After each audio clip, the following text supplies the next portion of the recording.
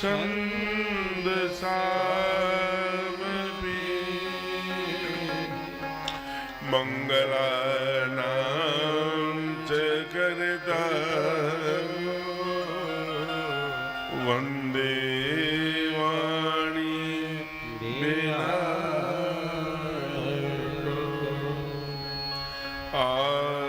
आदित्यस्य नमस्कार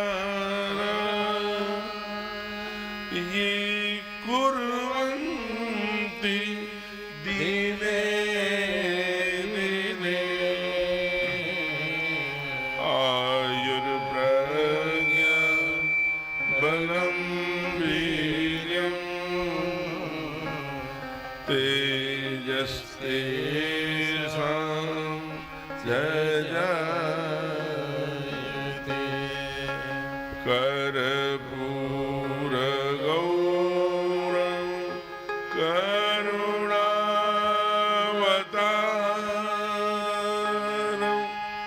संसारसारं भुजगेन्द्रहारं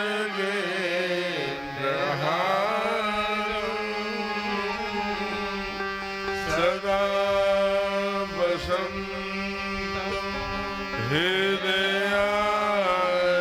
हृदयारविन्दे भवं भवानी सहितं नमामि भवं भवानी सहितं नमामि। प्रेम से बोलिए श्री अयोध्यानाथ सरकार की।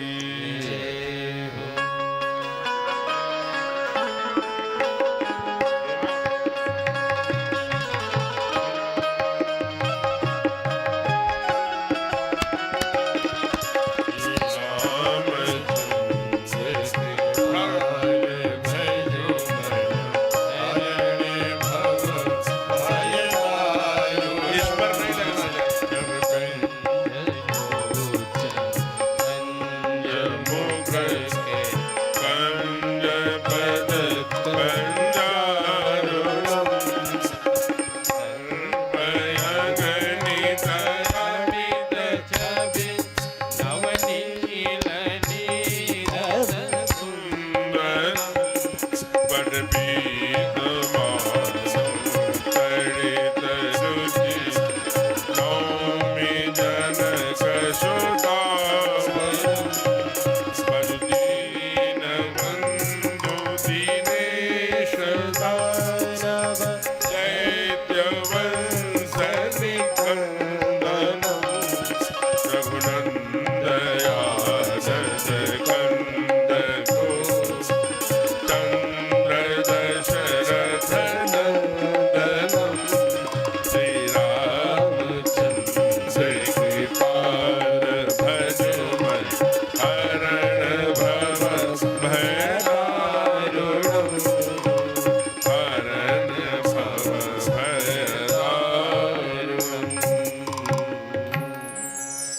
प्रेम से बोलिए वीर बलवंत हनुमंत लाल जी महाराज की जय हो।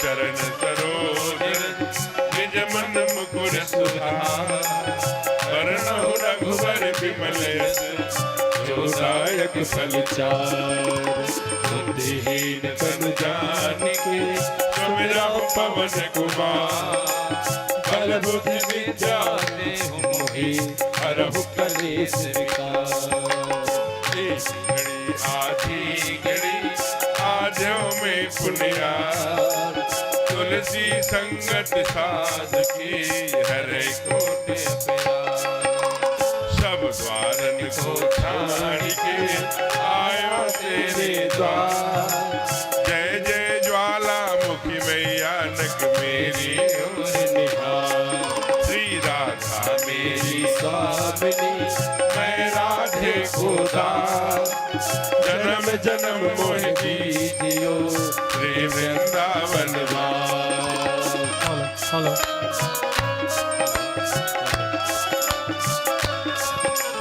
राधे राधे गोविंद गोविंद राधे। श्री राधे राधे गोविंद गोविंद राधे। श्री राधे राधे गोविंद गोविंद राधे। श्री राधे राधे गोविंद गोविंद राधे। श्री राधे राधे गोविंद गोविंद राधे। राधे राधे गोविंद गोविंद राधे राधे राधे गोविंद गोविंद राधे। श्री राधे राधे गोविंद गोविंद राधे। श्री राधे राधे गोविंद गोविंद राधे। श्री राधे राधे गोविंद गोविंद राधे। श्री राधे राधे गोविंद गोविंद राधे।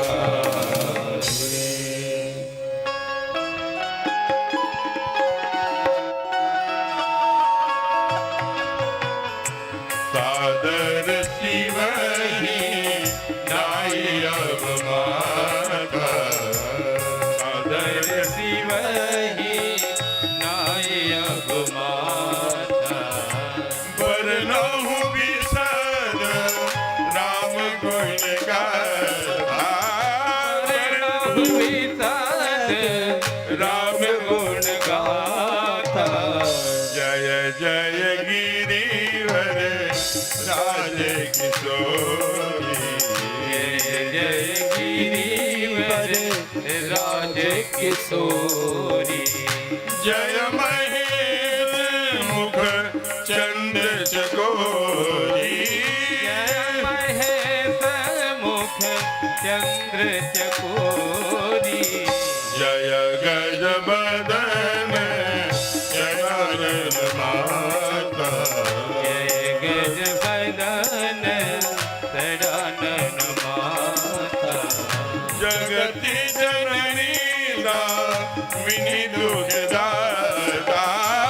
जगति जननी दामिनी दुखदाता।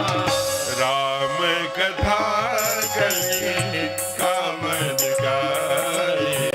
राम कथा कली कामद गाई।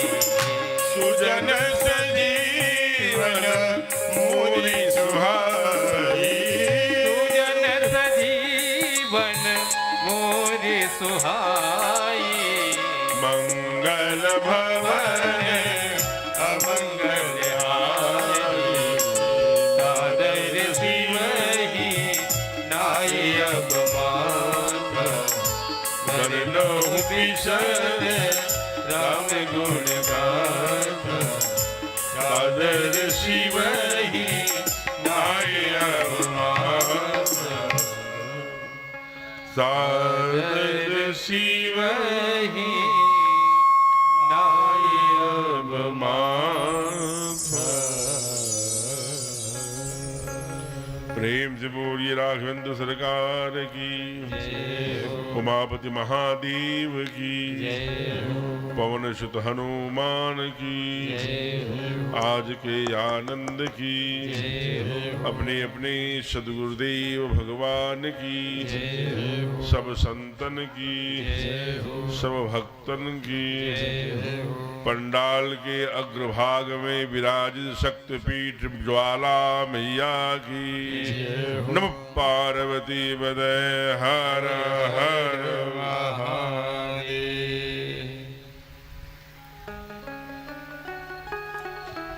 आइए,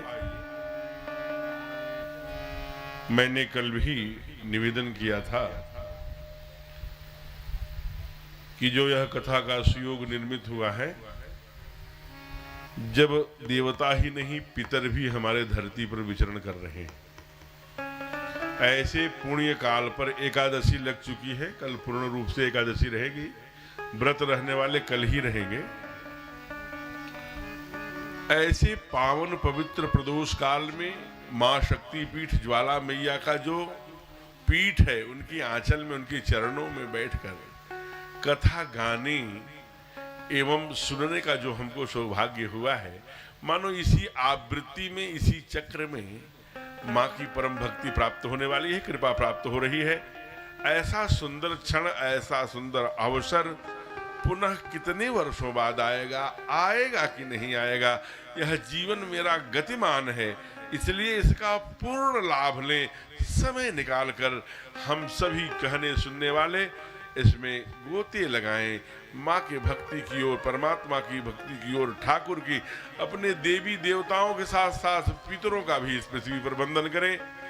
आज हमारे परमादरणीय जो मुख्य यजमान हैं सपत्नीक, बड़े भावना से पूजन किया, और जो लोग पूजन किया करें उनका नाम संचालक महोदय अगर हमें दे देंगे तो हम उसको क्रमशः बोल भी दिया करेंगे।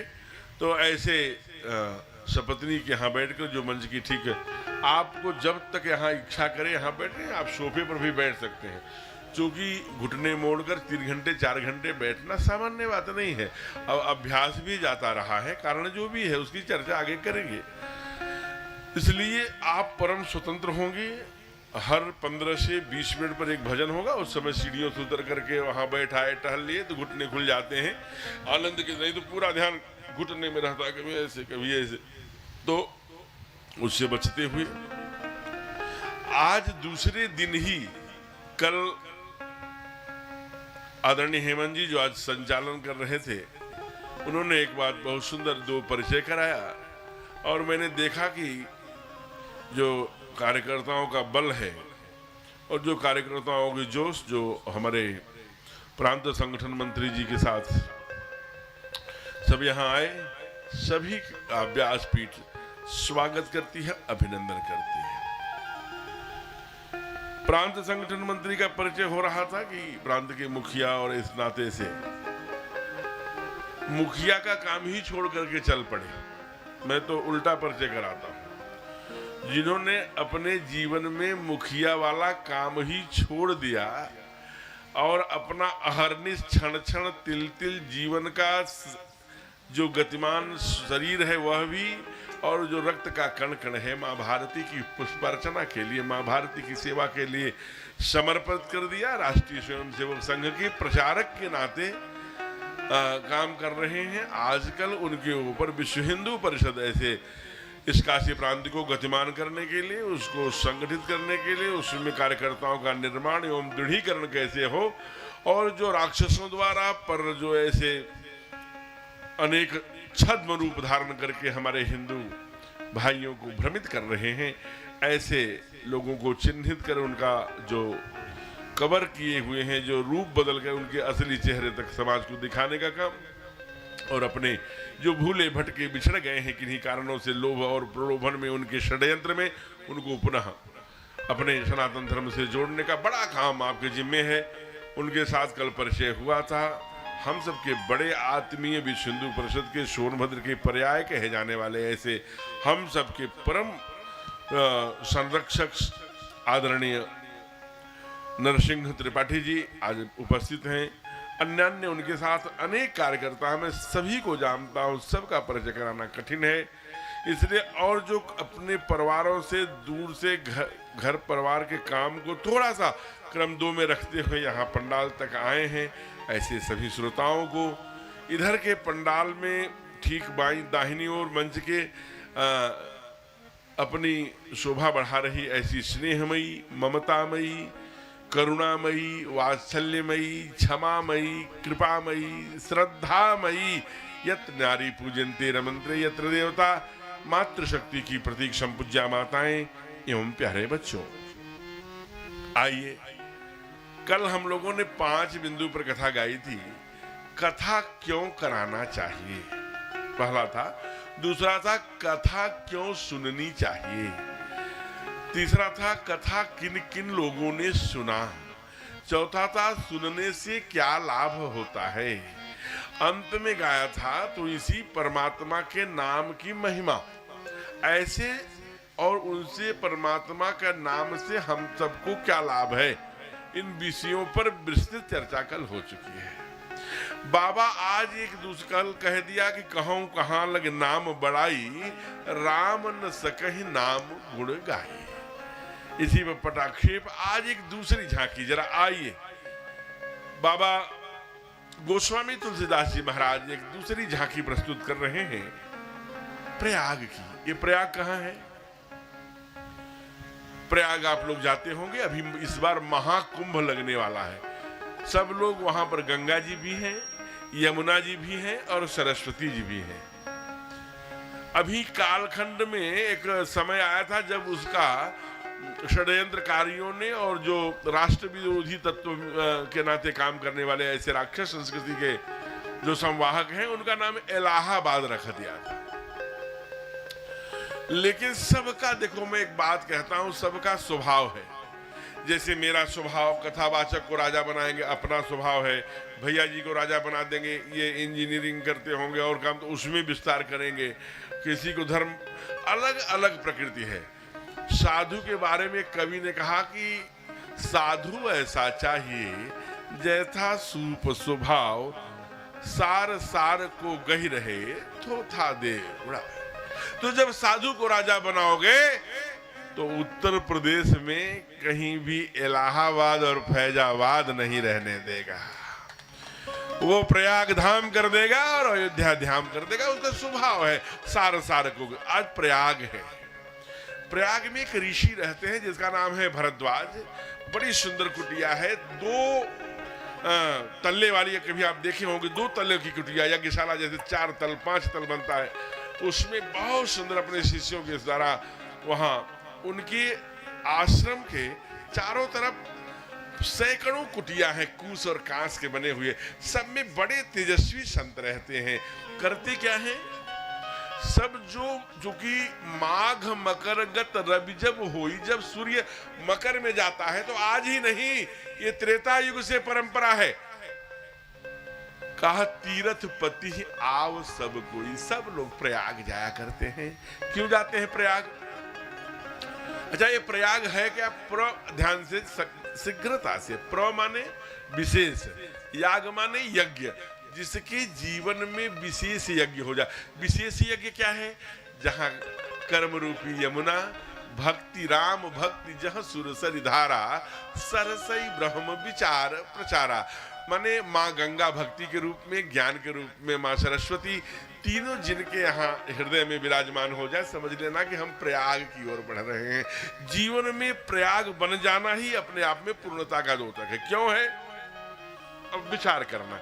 ऐसे सैकड़ों साधु संत कर क्या रहे हैं? कहा वहां करते हैं कि मेला में आए हुए किसी भी आगंतुक को, किसी भी संत को, किसी भी ऋषि मुनि को, कोई भी हमारे नहाने में या 1 महीने कल्पवास करने के लिए आया होगा, किसी कल्पवासी को कोई दुख क्लेश न हो। आज आप देखते हैं वो जो झूसी पुल है, वहां से लेकर के लेटे हुए हनुमान जी से ऊपर इतनी ही प्रयाग की मेला है। पहले आपको जानकर आश्चर्य होगा कि ये जो अंबावा मोड़ है, जिसे आज नाम है, वो वहां से नहीं, ये फूलपुर आदि जो शहर है, जहां ये प्रतापपुर, यहाँ से सारे दुर्वासा ऋषि का जहाँ आश्रम है, यहाँ तक मेला लगती थी। बड़े लोग धार्मिक, क्योंकि जैसे जैसे धर्म घटता गया वैसे ही धर्म की मेला घटती। लेकिन आज भी तीर्थराज प्रयाग है। राजा क्यों है? क्योंकि दुनिया के, आप देख लेना, विश्व, भारत में ही, और मैं विश्व की बात कर रहा हूं, संपूर्ण विश्व में सर्वाधिक संख्या प्रयाग में आती है डुबकी लगाने। आप देख लेना, महाकुंभ आ रहा है, इसलिए डेमोक्रेसी, लोकतंत्रात्मक है, जहां सर्वाधिक वोट उनको पड़ता है, इसलिए वो तीर्थों के राजा हैं। तीर्थपति आव सब कोई। तो वहां अपने चेलों से, संतों से, ऋषियों से एक काम कह रखा है, आपूर्ति विभाग। तो फिर आपूर्ति विभाग संत, उनके चेले, ऋषि मुनि संत संभालते हैं। किसी को आटा चाहिए, चावल चाहिए, दाल चाहिए, और चाहिए आलू, जो जो सामग्री है, कंबल चाहिए, ठंड रहती है माघ में। तो भरद्वाज क्या करते हैं? कहा भरद्वाज 8 काम करते हैं। कहा हमारा जो क्या काम करते हैं? कहा वो भरद्वाज के माँ का क्या नाम है? सुशीला, बड़ी तेजस्वी माँ है। जब इनको इतने ये ज्ञानी है कि मन, भरद्वाज ऋषि ही ऐसे ऋषि हैं जो उस समय त्रेता में मन के गति से चलने वाले विमान के निर्माता हैं, बनाते हैं। जो मन के गति से चलता है विमान, उसके मैन्युफैक्चरिंग के जो हेड ऑफ डिपार्टमेंट है वो कौन है? वो भरद्वाज है। उनका परिचय पहली बार ऐसे सुंदर माला लिए बैठे हैं, जप कर रहे हैं, तप कर रहे हैं, यम नियम संयम कर रहे हैं, और क्या कर रहे हैं? कहा कि 8 गुण गिनाया। कहा अच्छा, इसीलिए लाखों वर्ष बाद यहाँ पर गाए जा रहे हैं शक्ति नगर के ज्वाला मैया के इस अंचल में। कहा क्यों? आइए भरद्वाज जी की इन 2 चौपाइयों से बड़े भाव से आज प्रणाम करें। एकादशी लगी है, प्रदोष का काल है। क्या? भरद्वाज मुनि बसहि प्रयाग, भरद्वाज मुनि बसहि प्रयाग, भरद्वाज मुनि बसहि प्रयाग, भरद्वाज मुनि बसहि प्रयाग, जिन्हि राम पद यति अनुरागा, जिन्हि राम पदयति अनुरागा, तापस समदम दया निधाना, तापस समदम दया निधाना, तापस समदम दया निधाना, तापस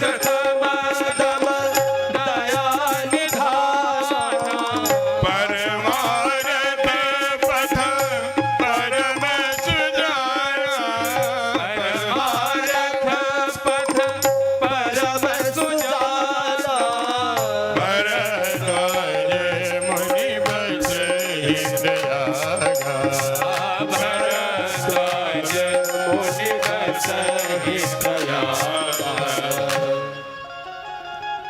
कहा महाराज जी इनके 8 गुण कौन है? कि भरद्वाज मुनि बसहि प्रयागा।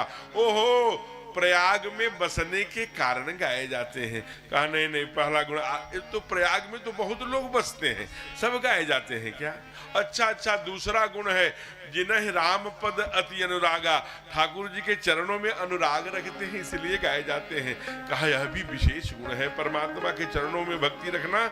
लेकिन बहुत लोग दुनिया में भक्ति रखते हैं, सब गाए जाते हैं क्या?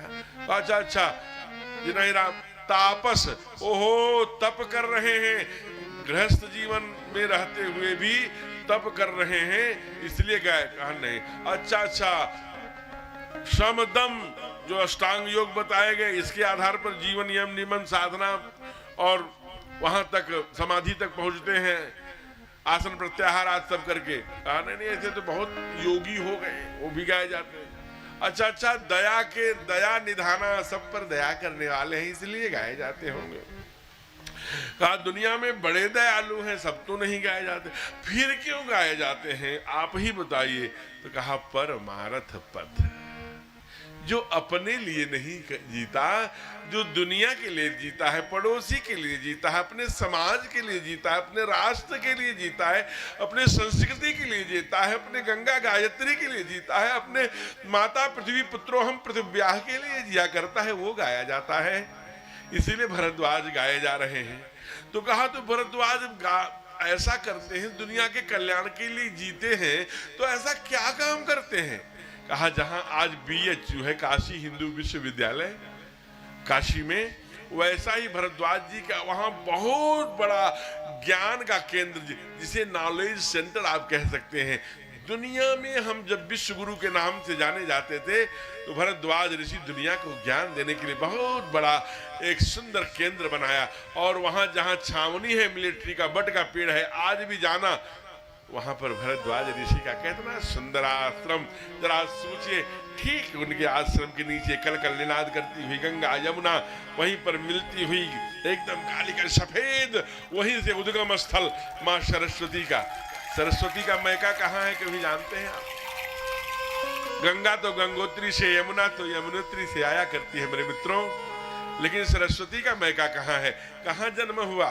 तो कभी आप बद्रीनाथ जाएंगे तो बद्रीनाथ से ऊपर जाएंगे तो 9 किलोमीटर पर माना गांव है, जो भारत का अंतिम गांव है।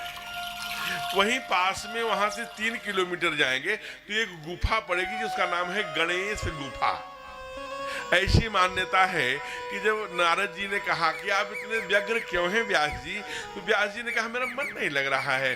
तो उन्होंने कहा कि जब तक परमात्मा का लीला चरित्र नहीं लिखेंगे ना, तब से ऐसे व्याकुल रहेंगे। तो कहा कैसे करें? कहा एक 18वें ग्रंथ 18वां पुराण श्रीमद् भागवत की रचना करिए। तो वहीं से 3 किलोमीटर और ऊपर आप जाएंगे तो वहां लिखा है आज भी व्यास गुफा। वहां रह करके व्यास जी ने भागवत की रचना करी। ठीक उससे 2 किलोमीटर ऊपर जहां भीम पुल है, जब पांडव यात्रा कर रहे थे तो द्रौपदी मैया वो नाला नहीं डांक पा रही थी, तो वहां पर लगभग 500 मीटर लंबा और कई हजार टन का होगा वो, उसको भीम जी ने उठाकर पत्थर को उसी नाले पर रख दिया, वो पुल बन गया अकेले, इसलिए उसका नाम ही पड़ गया भीम पुल। जब आप भीम पुल पे खड़े होंगे तो वहीं ऊपर से सरस्वती मां निकली हुई है और इतनी दूध की तरह, और आपके शरीर पर छींटा आएगा। अच्छा, उस भीम पुल पर जिन्होंने सरस्वती मां के छींटे का आनंद लिया, हाथ खड़ा करना। जो बद्रीनाथ जा करके, एक पूरा हाथ खड़ा करिए। पीछे एक लोग खड़ा कर रहे, आप भी गए तो जाइए। अगर जो लोग नहीं जा पाए हैं तो जरूर जाइए, वही उद्गम स्थल है। अब माँ फिर प्रयाग तक क्यों नहीं आई ये जानिए, क्योंकि बड़ा तेज से, चूंकि नीचे अलखनंदा बह रही है, माँ वहां से सरस्वती चली तो बड़ी तेज से कोलाहल करती हुई चली। व्यास जी ने कहा हे भगवती शांत हो जाइए। मैं नारद जी के कहने पर गणेश जी वहां से बोल रहे हैं, मैं श्रीमद् भागवत कथा का 18वां पुराण की रचना कर रहा हूँ, मुझे आप विघ्न मत डालिए। माँ ने कहा मेरा तो स्वभाव ही यही है कल कल निनाद करते हुए बहना, मैं अपने स्वभाव को कैसे बदल सकती हूँ। इसी पर नाराज होकर कमंडलू में जल लेकर के व्यास जी ने कहा जाइए, तब यही आपका अस्तित्व ही समाप्त होगा। उसके बाद फिर सरस्वती दिखी नहीं। सभी देवी देवताओं ने जब प्रार्थना करी कि हे प्रभु, हे वेद व्यास जी महाराज, हे द्वैपायन, हे आपने ये क्या कर दिया, तब सबके प्रार्थना पर वेद व्यास जी ने कहा जहां भक्ति और कर्म दोनों होगा वहीं ज्ञान होगा। तो जहां यमुना माँ और माँ भक्ति गंगा जहां मिलती हैं, वहीं आज भी आप देखेंगे कि वहीं से बहुत तेजी से दूध जैसा एक कुंड ऊपर आ रहा है। वहीं संगम में हम लोग नाव लेके जाते हैं नहाने, और क्या आनंद वो।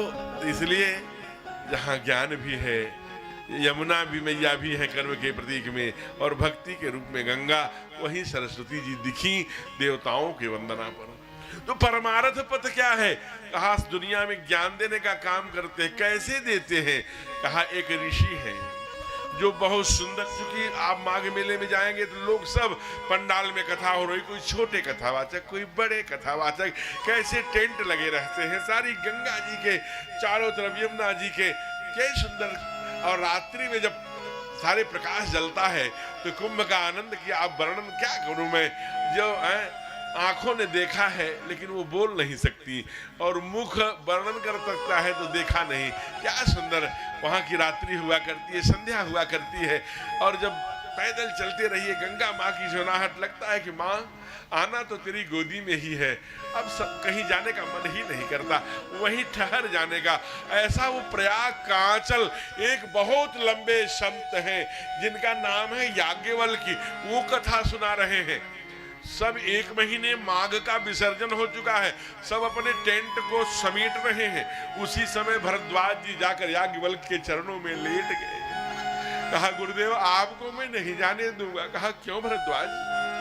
कहा मेरे पास टाइम नहीं थी, मैं मेले की सारी व्यवस्था में व्यस्त था, जो समय मिलता था मैं कुछ साधना, उपासना, तप, यम, नियम, संयम में जीवन व्यतीत कर रहा था। मैं आपके वाणी से चलते फिरते सुंदर परमात्मा की कथा मैंने सुनी है, मैं आपके वाणी से ही कथा सुनना चाहता हूं, प्लीज आप रुकिए। और उन्होंने कहा नहीं, मुझे टाइम नहीं है, मुझे तुरंत दक्षिण भारत जाना था, जो कि उधर तमिलनाडु में उनका केंद्र था, जो कि बड़े अच्छे अच्छे संत सब दक्षिण से ही आए। राम आप देखेंगे जितना भी, तो आप समझिए कि उनको कहा नहीं गुरुदेव मुझे बिना कर, इतना सुंदर वो एकदम से आश्रम में ले गए, अपने सुंदर उचित जो सबसे सुंदर आसन था, क्या सुंदर आसन रहा होगा, जरा कल्पना करिए, वहां पहुंचिए, सुंदर कई तल्लों में वर्णित सुंदर वो कुटिया, उस कुटिये में प्रवेश करते हुए अंदर ले गए होंगे, जो भरद्वाज जी का स्वयं का आसन होगा, पूरा भगवा बिछा हुआ, उस पर जो गद्दी थी उस पर याज्ञवल्क्य को बैठा दे, क्या लंबे लंबे उनके पैर हैं, घुटने तक, खूब बड़े भाव से भरद्वाज जी ने अपने हाथों से धुला। सारे ऋषि संत सुंदर गंगा मैया का जल डाल रहे हैं, कितने तेजस्वी ऋषि रहे होंगे। कहा महाराज ये कहाँ लिखा है? कहा बाबा ने लिखा। कहा लिखा तो आप पढ़ के सुनाइए। तो बाबा बोल पड़े, जाग बलिक मुनि परम विवेकी, जाग बलिक मुनि परम विवेकी, भरद्वाज राखे पद टेकी, भरद्वाज राखे पद टेकी, सादर चरण सरोज पखारे, सादर चरण सरोज पखारे, सादर चरण सरोज पखारे, सादर चरण सरोज पखारे, अति पुनीत आसन बैठारे, अति पुनीत आसन बैठारे, जाग बलिक मुनि परम विवेकी, जाग बलिक मुनि परम विवेकी। पैर को धुला, सादर चरण सरोज पखारे, चरणों को धुल करके अति पुनीत आसन बैठा रे। जो माताएं एकदम पीछे बैठी हैं, आप आगे आ सकती हैं, चेयर है, तो जब दृष्टि से दृष्टि मिलती है ना, वो एकदम पीछे बैठी है तो दिखाई नहीं दे, तो आप लोग जो पीछे बैठी है माताएं, वो आगे आ सकती हैं। अगर वहां ही अच्छा लग रहा है तो वहां ही सुनो, बैठ जाइए। गुप्तेश्वर जी, जो मैया आगे आना चाहे वो आ सकती है। अगर वहां उनको बात करते हुए सास बहू वाली अगर कथा सुनने का आनंद है तो सुनाए। क्योंकि मैं अभी कथा कर रहा था तो ये समाचार मिला कि एक बहू ने, जब हम लोग ये भी विदाई होने लगी तो बहू ने कहा महाराज को रोको।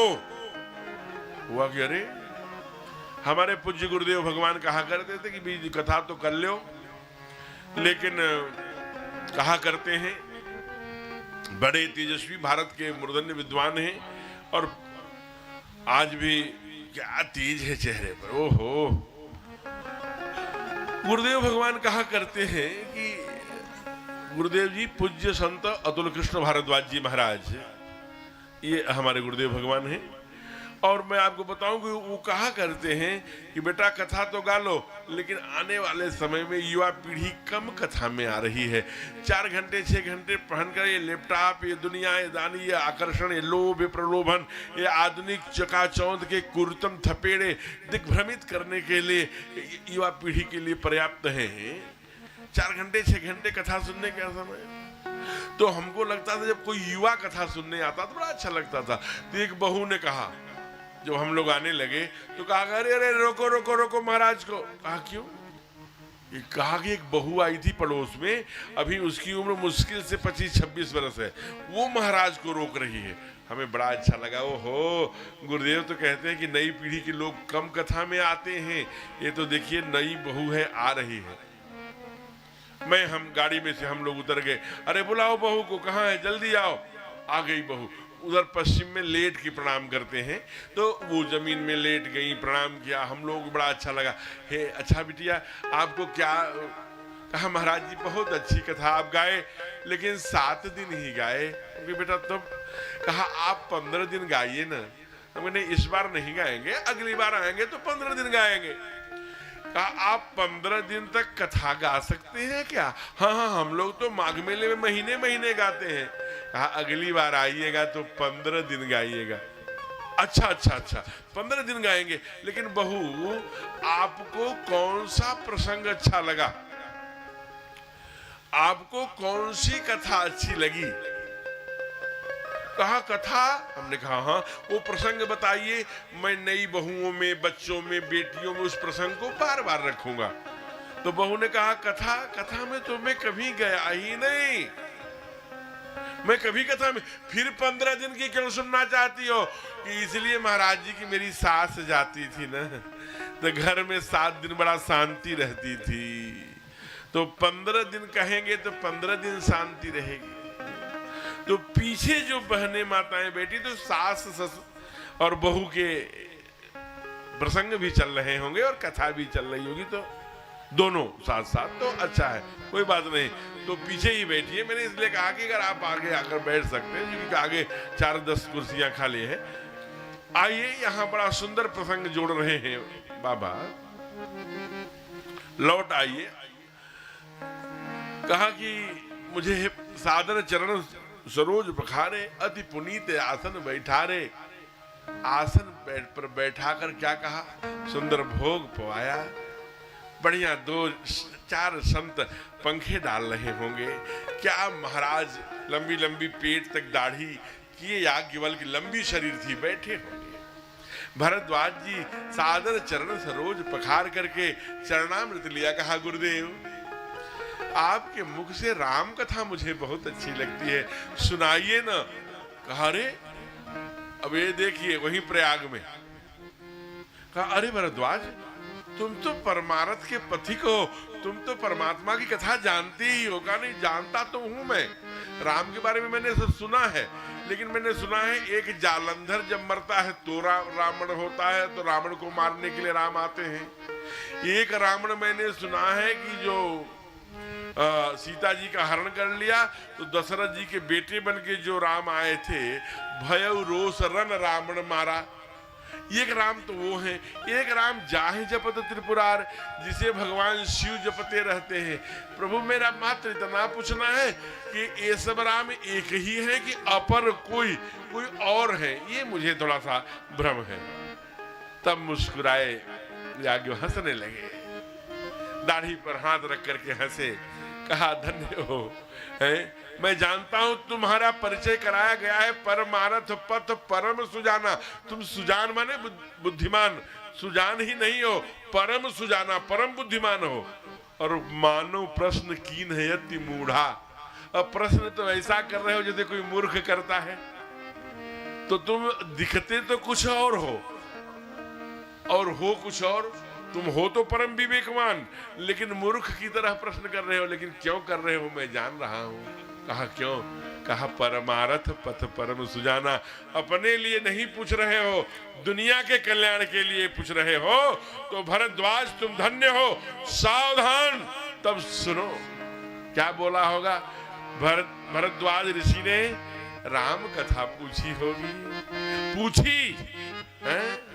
लेकिन याज्ञवल्क्य ने कहा एक बार त्रेता जुग माही, एक बार त्रेता युग माही, एक बार त्रेता युग माही, एक बार त्रेता युग माही।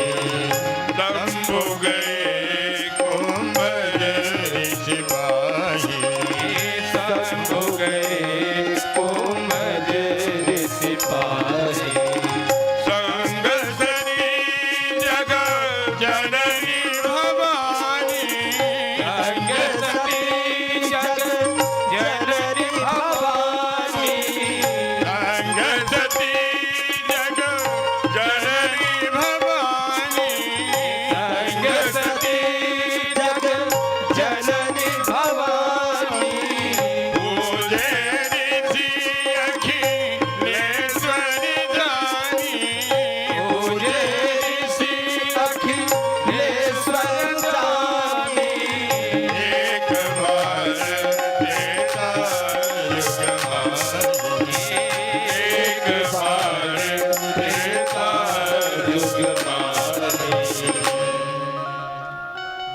माँ अपने बच्चे को कथा सुनाती है ना, एक था राजा, एक बार की बात है, त्रेता युग में एक राजा रहा करते थे जिनका नाम दशरथ था, जिनको 4 बेटे थे। वैसे भगवान सुनाने लगे, हे भरद्वाज सावधान होके सुनो। एक बार त्रेता युग माही, त्रेता युग की बात है। प्लीज रवि जी इसको रोकिए। एक बार त्रेता युग की बात है। कौन का शंभु गए कुंभज ऋषि पाए। भगवान शिव कहाँ गए? कुंभज। कुंभज कौन है? जिसकी उत्पत्ति कुंभ से हुई है। कुंभ माने घड़ा। तो ऐसे कौन है? अगस्त ऋषि। अगस्त ऋषि कौन है? कहा अगस्त ऋषि वह है जो समुद्र को पी गए थे, ऐसा कहा जाता है। कैसे समुद्र को? कहा लोभ रूपी समुद्र को। लोभ रूपी समुद्र माने जब उस समय अगस्त ही एक ऐसे ऋषि हैं जो रावण से अकेले संघर्ष करते हैं अपने शिष्यों के द्वारा, और रावण सबको प्रलोभन देता है, सोने का फ्लैट देता है, सुंदर भोग के लिए महिलाएं देता है, और क्या क्या देता है, नारियां देता है, अप्सराएं देता है, रुपया देता है, पैसा देता है। तो कई लोग विचलित हो जाते हैं। जो विचलित हो जाते हैं उन्हें अगस्त ऋषि श्राप देते हैं, जाओ तुम लोभ है, तुम योग से भोग की ओर जा रहे हो, तुम उपासना से वासना की ओर जा रहे हो, जाओ राक्षस हो जाओ। कहाँ लिखा है? सुंदरकांड में। ऋषि अगस्त की श्राप भवानी, राक्षस भयउ रहा मुनि ज्ञानी। तो लोभ रूपी समुद्र पी गए अथवा सचमुच के समुद्र पी गए। ऐसे अगस्त ऋषि के यहां राम कथा सुनने जा रहे हैं। भगवान शिव 3500 किलोमीटर, हम 1 किलोमीटर भी नहीं आ पाए, लेकिन किसके साथ जा रहे हैं? देखिए, यहां से 64 सूत्र छोड़ेंगे बाबा सबको, चाहे माँ हो चाहे पुरुष वर्ग हो, सबको सुनना चाहिए।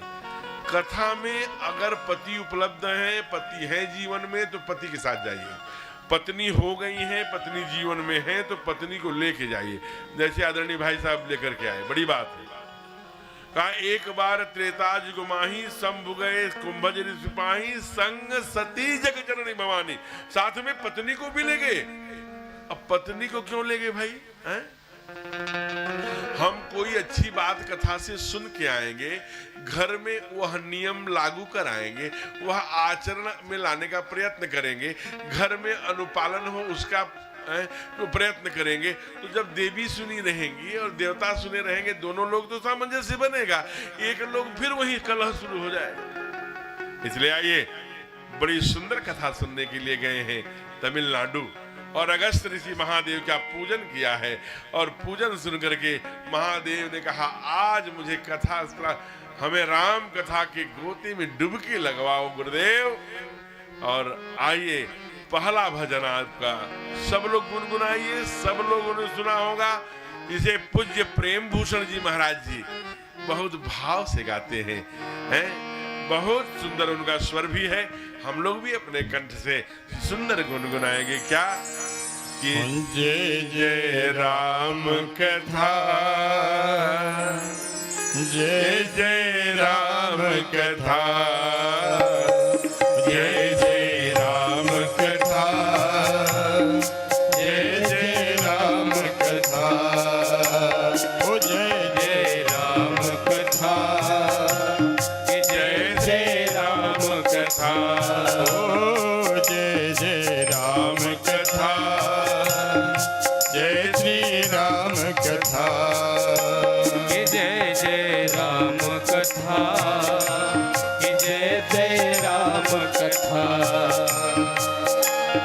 इसे श्रवण कर मिट जाती है, श्रवण कर मिट जाती है, कथा श्रवण कर मिट जाती है, कथा श्रवण कर मिट जाती है। जो जन्म जन्म की व्यथा हो, जय जय राम कथा, जय श्री राम कथा, जय जय राम कथा, जय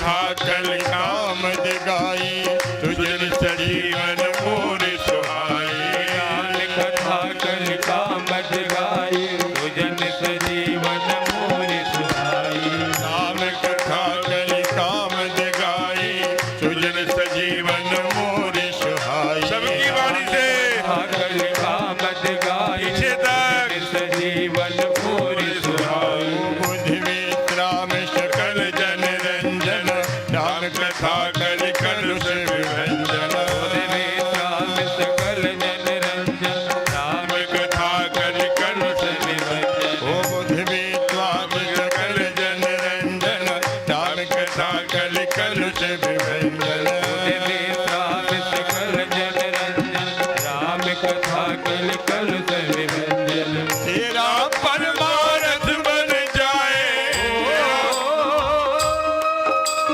तेरा परमारथ बन जाए मेरा परमारथ बन जाए मेरा परमारथ बन जाए नारद की यथा जय राम कथा जय श्री राम कथा हो जय जय राम कथा हो जय श्री राम कथा हो जय जय राम कथा जय श्री राम कथा कोई श्रवण कर मिट जाती है श्रवण कर मिट जाती है कथा श्रवण कर मिट जाती है श्रवण कर मिट जाती है जन्म जन्म की व्यथा हो जय जय राम कथा जय जय राम कथा जय जय राम कथा जय श्री राम कथा जय जय राम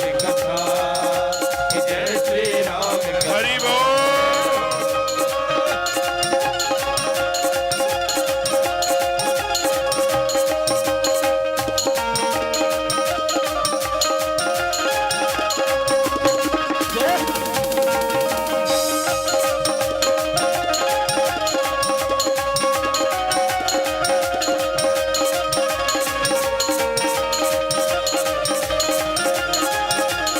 जय जय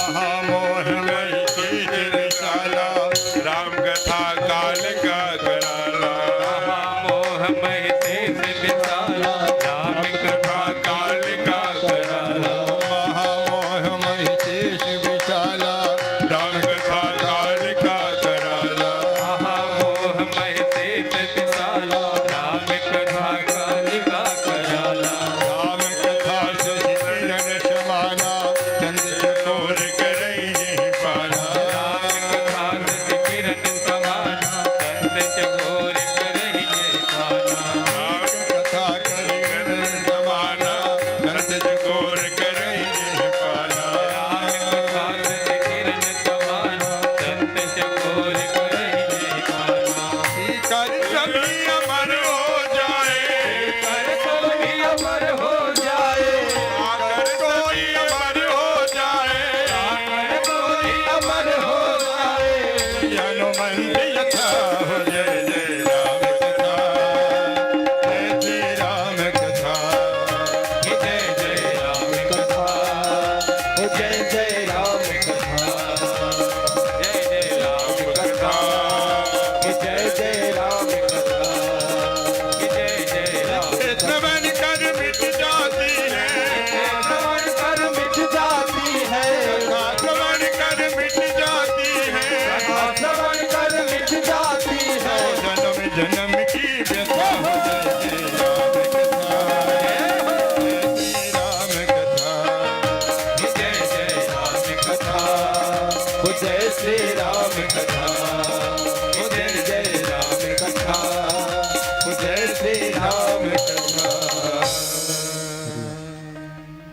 में बाबा कहते हैं कि तेरा परमार्थ बन जाए, काहे के लिए? कहा सुंदर लीला चरित्र सुनोगे ना, तुम कहा किसकी तरह? कहा श्री नारद की जथा कि जय जय राम कथा। राम, आप जरा विचार करना, कहते हैं राम कथा कलि कामद गाय है, इस कलिकाल में कामद गाय है महाराज। इतना ही नहीं कहा, राम कथा महिषेष कराला, महिषासुर जो राक्षस हुआ है ना, और कहा कि राम कथा कली, कहा कि जो महाकाली है महिषासुर का जैसे दुर्गुणों का वध करने वाली, ये राक्षस कौन है? दुर्गुण ही तो है? राम कथा कालिका कराला। इन राक्षसों के लिए महिषासुर की रूपी राक्षस जो दुर्गुण है, जो है, परमात्मा हमको कुमति से सुमति की ओर, इसलिए कहा गा पीकर माने सुनकर, पीकर माने सुनकर, पीकर तू अमर हो जाए, गाकर भी, गाए गाने वाले तू भी अमर हो जाए। कहा किसकी तरह? कहा श्री हनुमत की जथा जय। बड़ी सुंदर कथा हुई अगस्त्य ऋषि जी का, 90 क्या सुंदर 3 महीने लग गए होंगे, पूर्ण हुई। सब लोगों ने, महाराज जी ने कथा सुनी, बाबा ने, महादेव ने सुनी, लेकिन मैया सती ने नहीं सुना। कहा कैसे? सती ने क्यों नहीं सुना? कहा उसका कई कारण है। संत भाव देते हैं कि जब महादेव तो गए तो पूजी ऋषि अखिलेश्वर जानी। कथावाचक कौन है? जय श्री राम। जय, जय। कथावाचक कौन है? अगस्त। उन्होंने, श्रोता कौन है? भगवान शिव। उनके पैरों की पूजा करने लगे। शिव जी की पत्नी सती को लगा और ये तो छोटे वाले कथावाचक हैं, जो श्रोता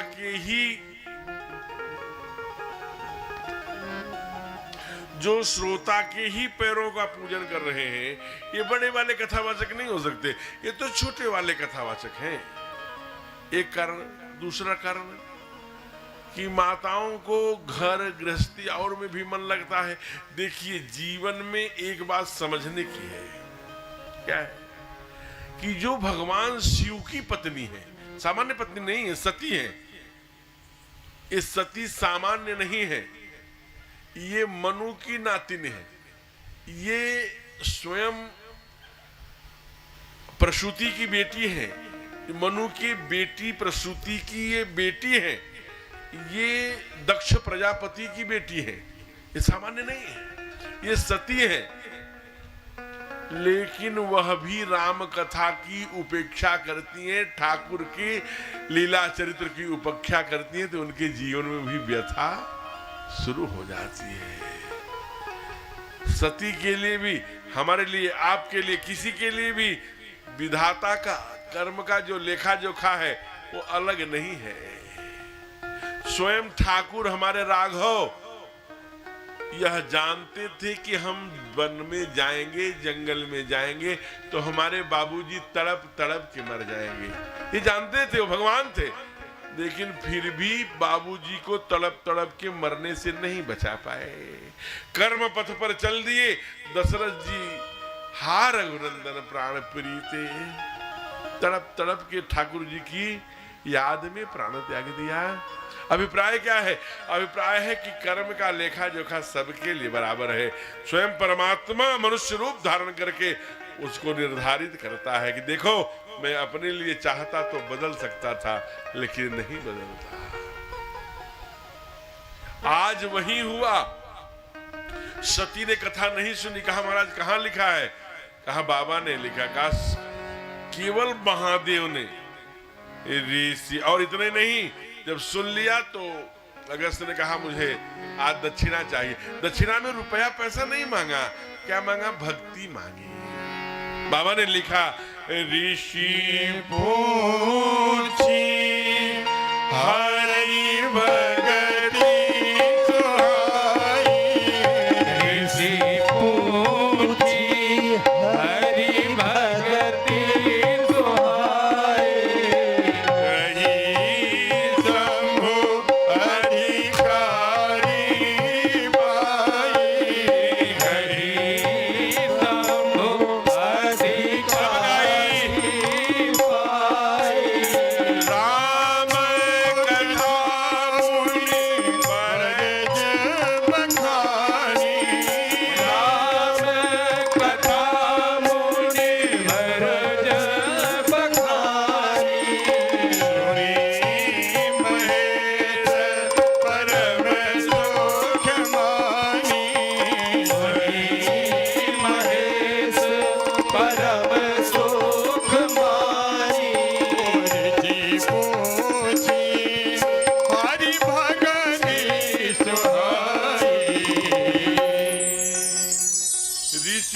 पूछी हरि भगत सुहाई, कही अथवा दिन संभ अधिकारी पाई, राम कथा मुनि वरज बखानी, सुनी महेश परम सुख मानी। सती का नाम काट दिया, क्यों? क्योंकि उनको ये भ्रम हो गया कि कथावाचक सामान्य है जो श्रोता का ही पैर धुल रहा है, पूजा कर रहा है, उनको ही पुष्प, उनका ही अभिनंदन, उनकी ही स्वागत। कई बार सहजता को ही आज जितना आडंबर, लंबी लंबी जटाएं और वो यहाँ चूड़ी, यहाँ रुद्राक्ष, वहाँ ये लाली काजल, मैं नाम नहीं लूंगा, बहुआयत, जैसा आप मांगोगे वैसा रूप था। एक तो ऐसा साधु बना, उसमें समाज, या देखिए हम उसके लिए साधु संत को दोषी नहीं मानते, हम उसमें अपने आप को मानते हैं। कैसे? साधु कहता है, संत का खाल ओढ़कर कोई बैठ जाता है पैंट शर्ट पहन के, ध्यान रखना, अपने आंगन में बाक्स खोल के रखना, रात भर में भर जाएगा। सब लोग आंगन में बाक्स खोल के रखते हैं, नहीं भरा तो जो बोलता है कि भर जाएगा वो जितना दोषी है उससे कम दोषी है क्या? हम भी एक ही रात में अपना बाक्स भरना चाहते हैं। तब वो कहेगा एक समोसा खा के आए थे, हाँ 2 खा के आना लो। इसलिए हम जब जैसा चाहते हैं, ऐसा साधु मिले, ऐसा बताने वाला, ऐसा मार्गदर्शक, वैसा मिल जाएगा। आप जरा हैवानियत का, जरा कितना क्रूरतम माने, आज मैं व्यासपीठ से चर्चा नहीं करना चाहता था, कितनी क्रूरतम घटना यहाँ घटी है आज हाथरस में। आपने समाचार पत्रों में पढ़ा होगा, एक केवल 9 वर्ष का बच्चा, कक्षा 4 में पढ़ने वाले को, 5वीं में पढ़ने वाले की वहां के प्रिंसिपल और प्रबंधक ने मिलकर के गला काट दिया, इसलिए कि हमारा विद्यालय कम चल रहा है। किसी टोटके वाले ने बता दिया कि बच्चे की बलि दोगे तो तुम्हारा विद्यालय चलने लगेगा। पढ़े लिखे जो शिक्षा के क्षेत्र में काम कर रहे हैं, ये उनकी, जरा सोचिए, उनको गांव में लोग भगत भगत कहते थे। हम इतना आज पीड़ा रही दोपहर तक में, इतना कि उस बच्चे का भोला चेहरा तिलक लगाए बार बार आ रहा था टीवी पर। कैसा कहां जा रहा है समाज?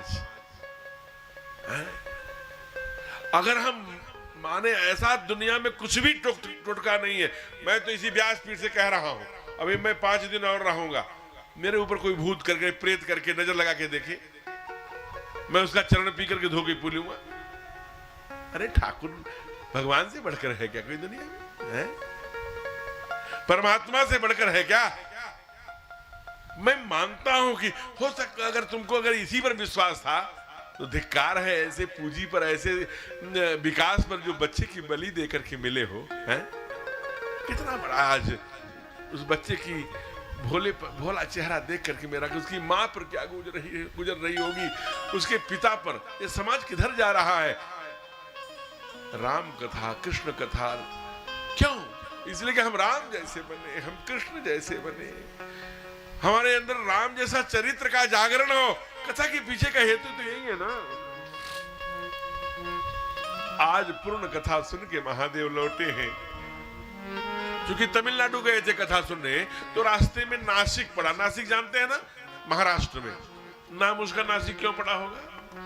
क्योंकि वहीं लक्ष्मण जी ने रावण के बहन सुपर्णखा का नासिका काट लिया, इसलिए उसका नाम पड़ा नासिक। वहीं पर सीता मां का हरण हुआ है, दोनों भाई रो रहे हैं, हे खग हे मृग मधुकर सेन, सबसे एड्रेस पूछ रहे हैं। भगवान शिव ने देखा, ओहो देखिए लौटते समय साक्षात परमात्मा का दर्शन हो गया, इसलिए दूर जाएंगे तो प्रभु से कुछ आ जाएंगे। बहुत सुंदर नाटक कर रहे हैं। दूर से ही प्रणाम किया हो, हैं? क्या कहा? कही सच्चिदानंद परधामा कीन दूरिते दंड,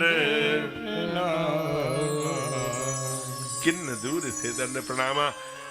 माँ ने कहा, रे सच्चिदानंद किसको कहा? कहा अपने ठाकुर को। इन्हीं यही तो है राम जिसे मैं रात दिन जपता रहता हूँ। कहा चुप रहो, आज ज्यादा भांग खा लिया था क्या?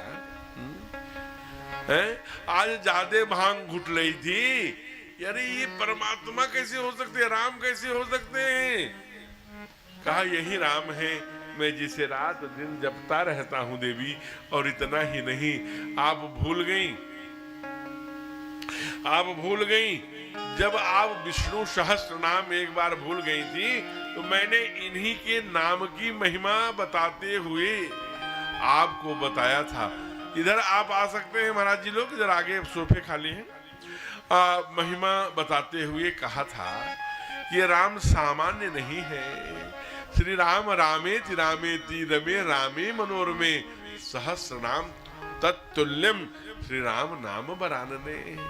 केवल 6 बार नाम ले लेने में ही विष्णु सहस्र नाम के बराबर फल प्राप्त होता है।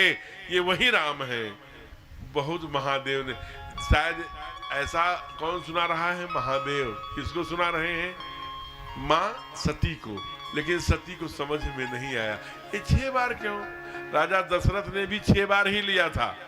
राम राम कही राम राम कही राम तन परिहर रघुवर राव गयो शिव भी कहते हैं कि राम रामेति रामेति रमे रामे मनोरमे सहस्त्र नाम तत्तुल्यम। और ये भी कहते हैं कि राम राम कही राम कही राम राम कही राम तन परिहर रघुबर विरह। ये 6 बार का चक्कर क्या है? एक संत से मैंने पूछा, महाराज ये 6 बार क्या है? एक घड़ी आधी घड़ी गाते हो ना, बस इसी का क्या है? कहा कि जैसे एक घड़ी आधी घड़ी आध्यों में पुनियाद तुलसी संगत साधु की हरे कोट। तो एक घड़ी माने 24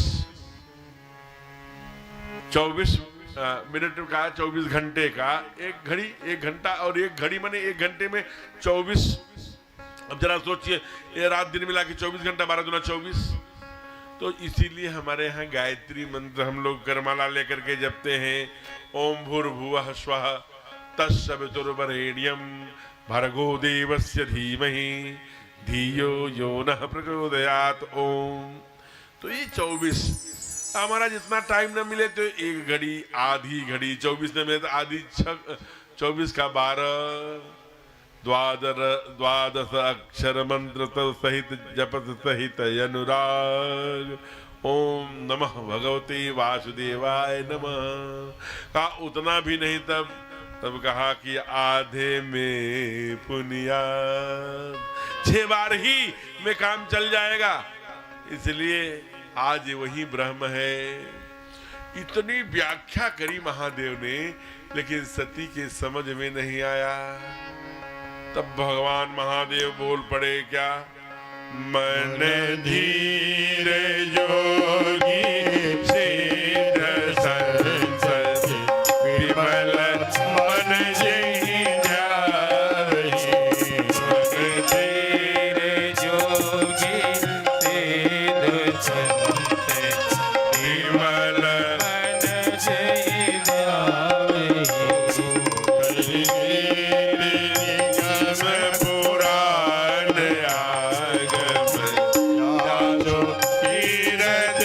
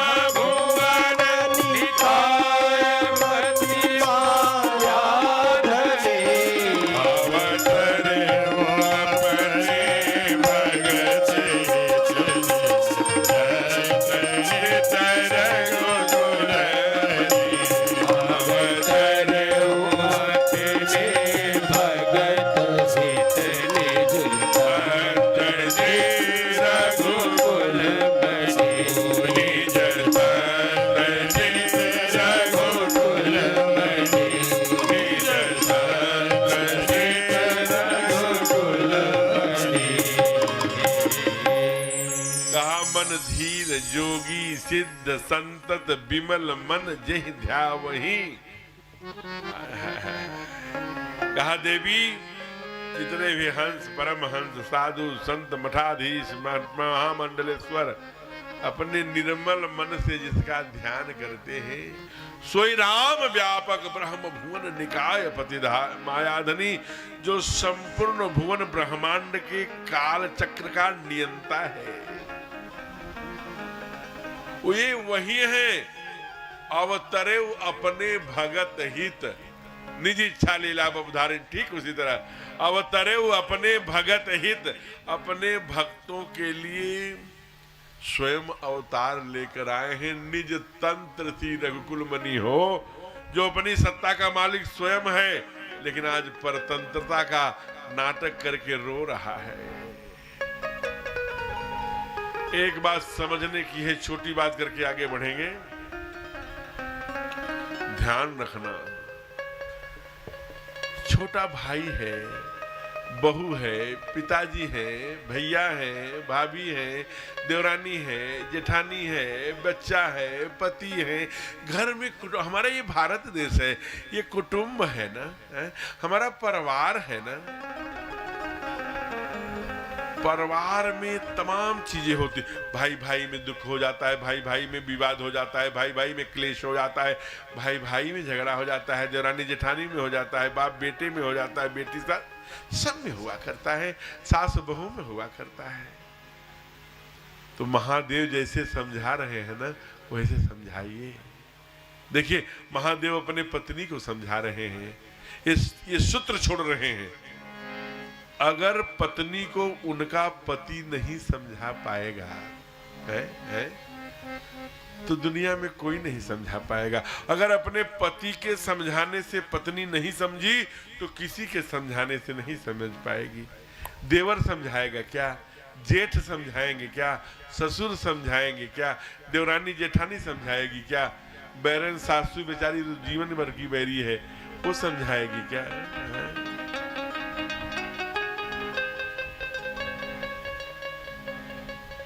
एक बहू ने कहा तुम बहुत कथा करते हो टाए टाए, सास का मतलब जानते हो? हमने कहा हाँ जानता हूं देवी। हाँ बताओ सास किसे कहते हैं? हमने कहा पत्नी के माँ को या पति के माँ को सास कहते हैं। कहा तुम कुछ भी नहीं जानते। सास उसे कहते हैं कि जिसे देखकर ऊपर की सांस ऊपर और नीचे की सांस नीचे रह जाए, जो सांस न लेने दे। यहाँ ऐसी सास नहीं होंगी। ये शक्ति नगर है, ज्वाला में मैया का शक्ति पीठ है। यहाँ तो बड़ी सुंदर सास होंगी जो अपने पोतों को रामायण और महाभारत की कथाएं सुनाती होंगी। बहुएं 4-5 बजते बजते उनके सिर की चोटी बनाती होंगी, महावर से सास का पैर रंगा करती होंगी।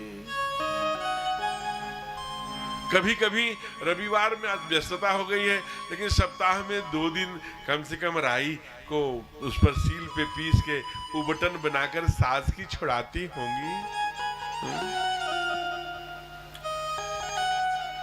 यहाँ सास मजे में होंगी क्योंकि ये पूरब है ना, यहाँ पर ज्वाला देवी मैया है ना, यहाँ तो संस्कारवान बहुएं होंगी, सास होंगी। इसलिए आइए आप भी अपने बेटे को, अपने भाई को, अपने सास को, अपने ससुर को, अपने बहू खूब समझाइए।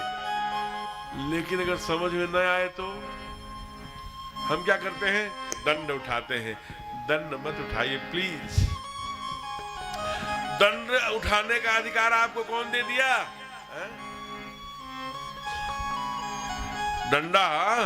दंड उठाने का अधिकार कौन दे दिया भाई? हैं? मत उठाइए प्लीज। आप समझाइए। कब तक? हम एक कथावाचक जी थे तो उन्होंने मुझसे कहा, मैं नहीं कह रहा हूं, वो कहते थे कि दुनिया में सबसे कठिन पत्नी को ही समझाना है। आप लोग भी ऐसा मानते हैं? नहीं, शक्तिनगर वाले ऐसा नहीं मानते। कुछ लोग कह रहे हैं हाँ। नहीं, हम तो कहते हैं कि दुनिया में अगर पति को भी समझाना बड़ा कठिन है। मैं प्रत्यक्ष एक छोटी सी घटना बताकर कथाक्रम को आगे बढ़ाऊंगा। जरा विचार करिए, मैं छत्तीसगढ़ में रुका था एक परिवार में, तो जो सामने कमरा था उसमें हमको रोका था, उसके पीछे पल्ले बाईं ओर आंगन था और सुंदर बरामदा था। तो घर की बातें आंगन की सटी हुई, हमारा जो भी उन्होंने गेस्ट रूम बनाया होगा तो उसमें मुझे रखा था, तो उसमें झरोखे थे और पास में ही आंगन में माँ बर्तन वर्तन धुलती थी, सारी बातें सुनाई देती थी। 4-5 बजे उसकी बेटी पढ़ के आई होगी, सुंदर 9 बरस 10 बरस की रही होगी, दोनों तरफ चोटी रख करके माँ के पीठ पर नन्ही सी परी थी जैसी बेटी, जब पीठ पर लेट करके गले में हाथ डाल के माँ से जब इठलाती है, वैसी इठलाती हुई बोली, माँ माँ आपसे ना मम्मा मुझे कुछ बात करना है। माँ ने कहा बोलो बेटा क्या बात करना है। कहा आप बर्तन वर्तन धुल लीजिए, हाथ धुल के आइए इधर मैं करूं। नहीं बताओ तो क्या बात करनी। लो मैं बर्तन छोड़ दिया। कहा माँ मुझे एक बात पूछनी। अरे क्या बात तो पूछो तो। कहा मम्मा जो हमारे पिताजी हैं, डैडी जी हैं, पापा जी हैं, वो सुबह वाले पापा तो बड़े अच्छे हैं, तो बढ़िया सा कपड़ा पहन के तिलक लगा के जाते हैं, लेकिन वही पापा जब रात में लौटते हैं तो लाल लाल आंख झूमते हुए सुबह जाते हैं तो बेटे के सर पे हाथ रखकर मेरे गाल पे थपकी लगा के आपको भी प्यार से विदा होके जाते हैं, लेकिन जब शाम को आते हैं तो आपको भी गालियां देते हैं, हमको भी गुस्से में देखते हैं, बाबू को चाटा लगाते हैं, आपके बाल पकड़ कर खींचते हैं। ये रात वाले पापा इतने गंदे क्यों हो जाते। रात में समझाया होगा, सुबह हुई पति आए होंगे, फिर पत्नी के एजी सुनते हो। पत्नी का हाँ बोलो भाग्यवान क्या कह रही हो। ऐसा है अब बच्चे बड़े हो रहे हैं, बेटा तो अभी छोटा है। कल बेटी कह रही थी कि जो सुबह वाले पापा हैं वो तो बड़े अच्छे हैं, रात में जो पापा आते हैं उनके मुंह से बहुत दुर्गंध आती है, लाल लाल आंख करके ऐसा व्यवहार करते हैं। अब बहुत हो गया जी, अब बच्चे बड़े हो रहे हैं, अब ये दुर्गुण छोड़ दीजिए, अब अच्छे बन जाइए। तो क्या पति समझते हैं क्या? आप पति हो, पत्नी हो, भाई हो, कई बार हमको लगता है कि हमारे समझाने से नहीं समझिए तो लाठी उठना। ना ना ना ना, आप केवल समझाइए। नहीं समझते तो महादेव सूत्र देते हैं, अगर नहीं समझते तो एक सिद्धांत रखिए। क्या कहा कि खूब समझाइए, जितना समझा सकते हो, लेकिन लाठी उठाने के अधिकारी आप नहीं हैं। समझाइए, जब न समझ सके तो महादेव की ये चौपाई, जो कि महादेव की कभी न बीपी बढ़ती है, न कभी डायबिटीज होता है, न कभी कॉन्स्टिपेशन होता है, तो हमेशा प्रसन्नाननम नीलकंठम दयालम है। क्यों? क्योंकि वो समझाते हैं, मार पिटाई नहीं करते। और जब कोई नहीं मानता तो बोलते हैं, होई है सोई जो राम रचिरा,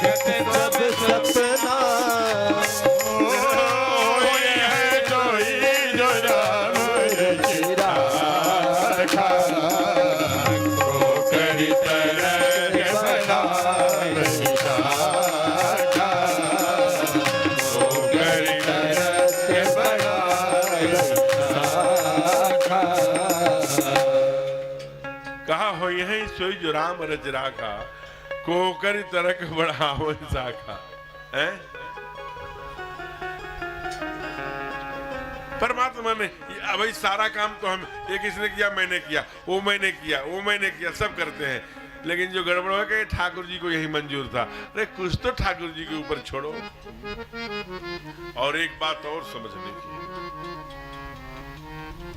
ये जो सब कुछ चल रहा है ना, मैंने थोड़ा सा संकेत किया था कि ठाकुर भी अपने बाप को यह जानते हुए भी जो काल चक्र का नियंता है, त्रिलोकीनाथ है, कि हमारा बाप तड़प तड़प के मरेगा, यह जानते हुए भी कर्म पथ पर जंगल की मार्ग पर चल पड़े।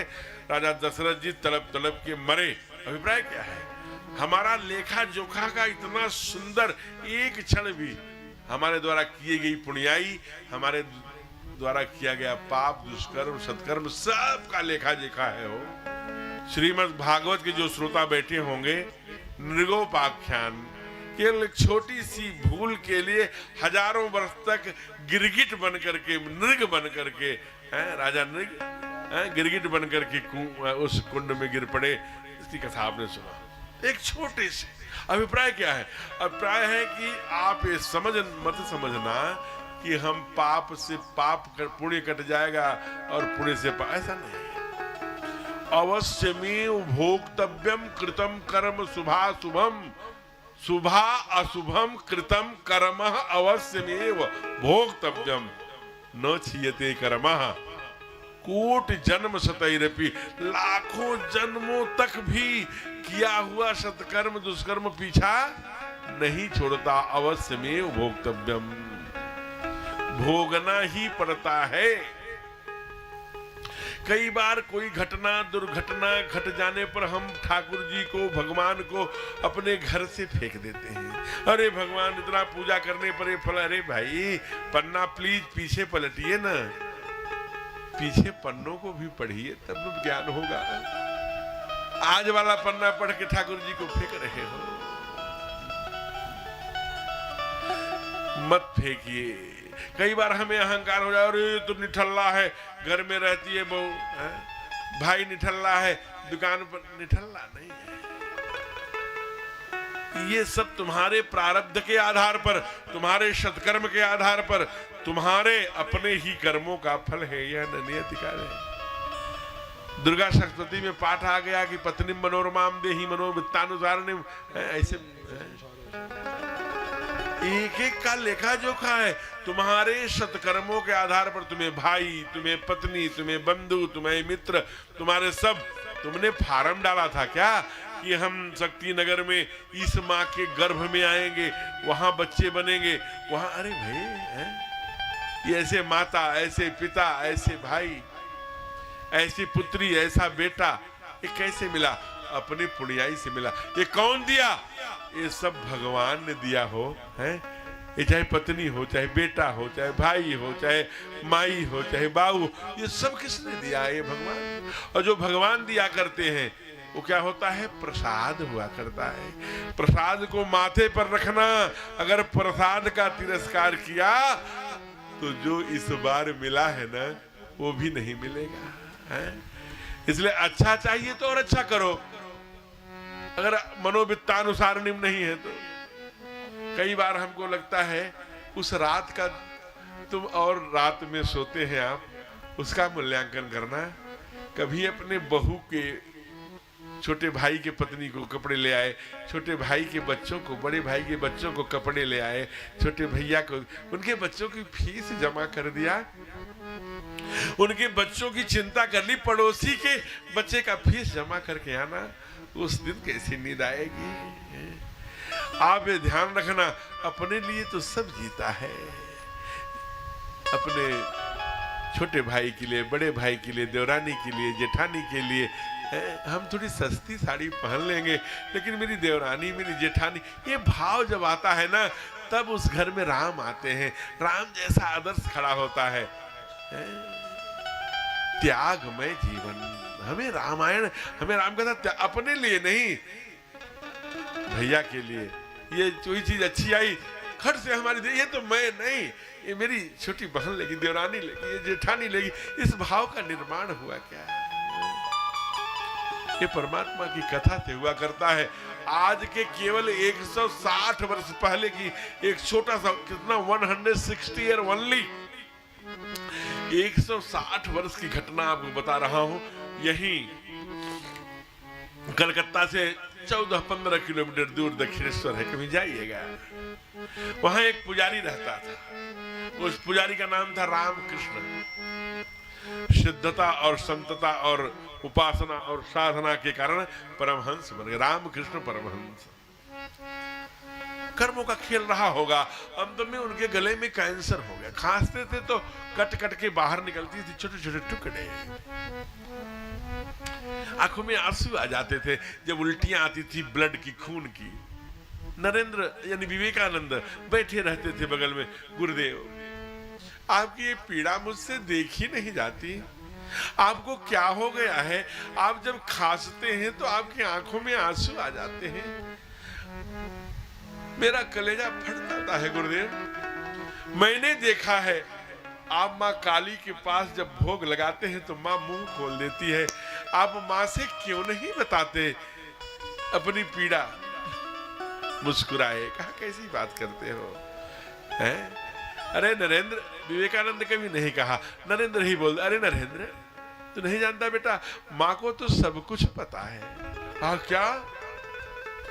अगर माँ को आपकी पीड़ा के बारे में पता है ना, तो मैं मैया को कल से प्रणाम नहीं करूंगा। जो मेरे गुरुदेव को इतना कष्ट दे रही है, वो उस कष्ट का निवारण नहीं कर रही है। चुप, छोटा सा चपत लगाया होगा गाल पर, कहा चुप रहना, माँ के बारे में कुछ बोलना नहीं।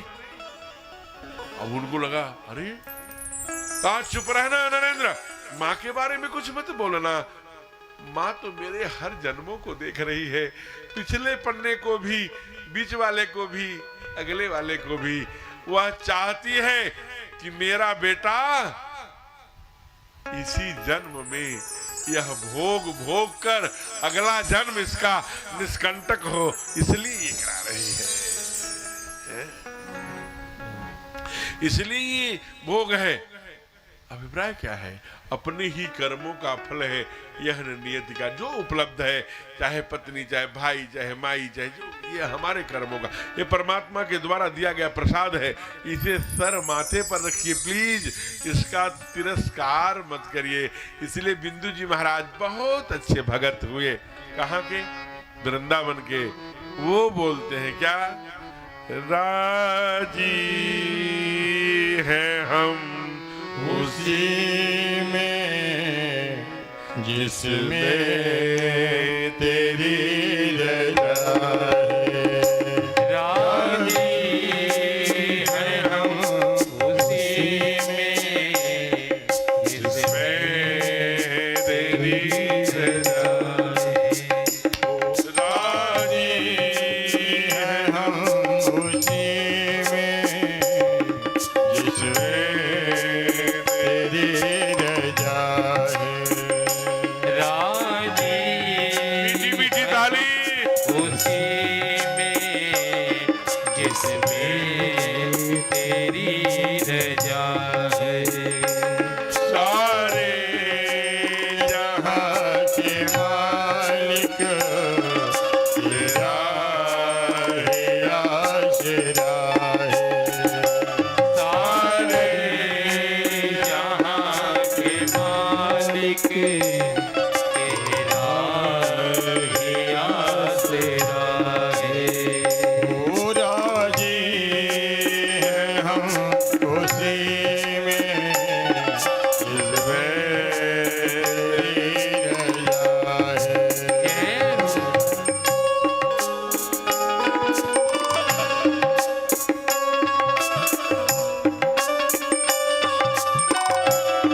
जय जय हरि बोल। क्या बात।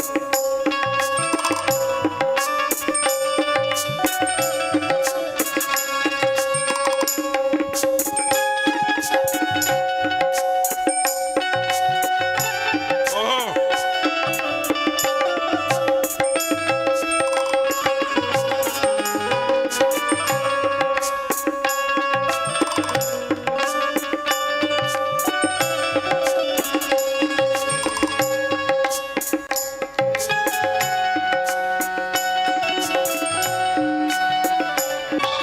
क्यों रे?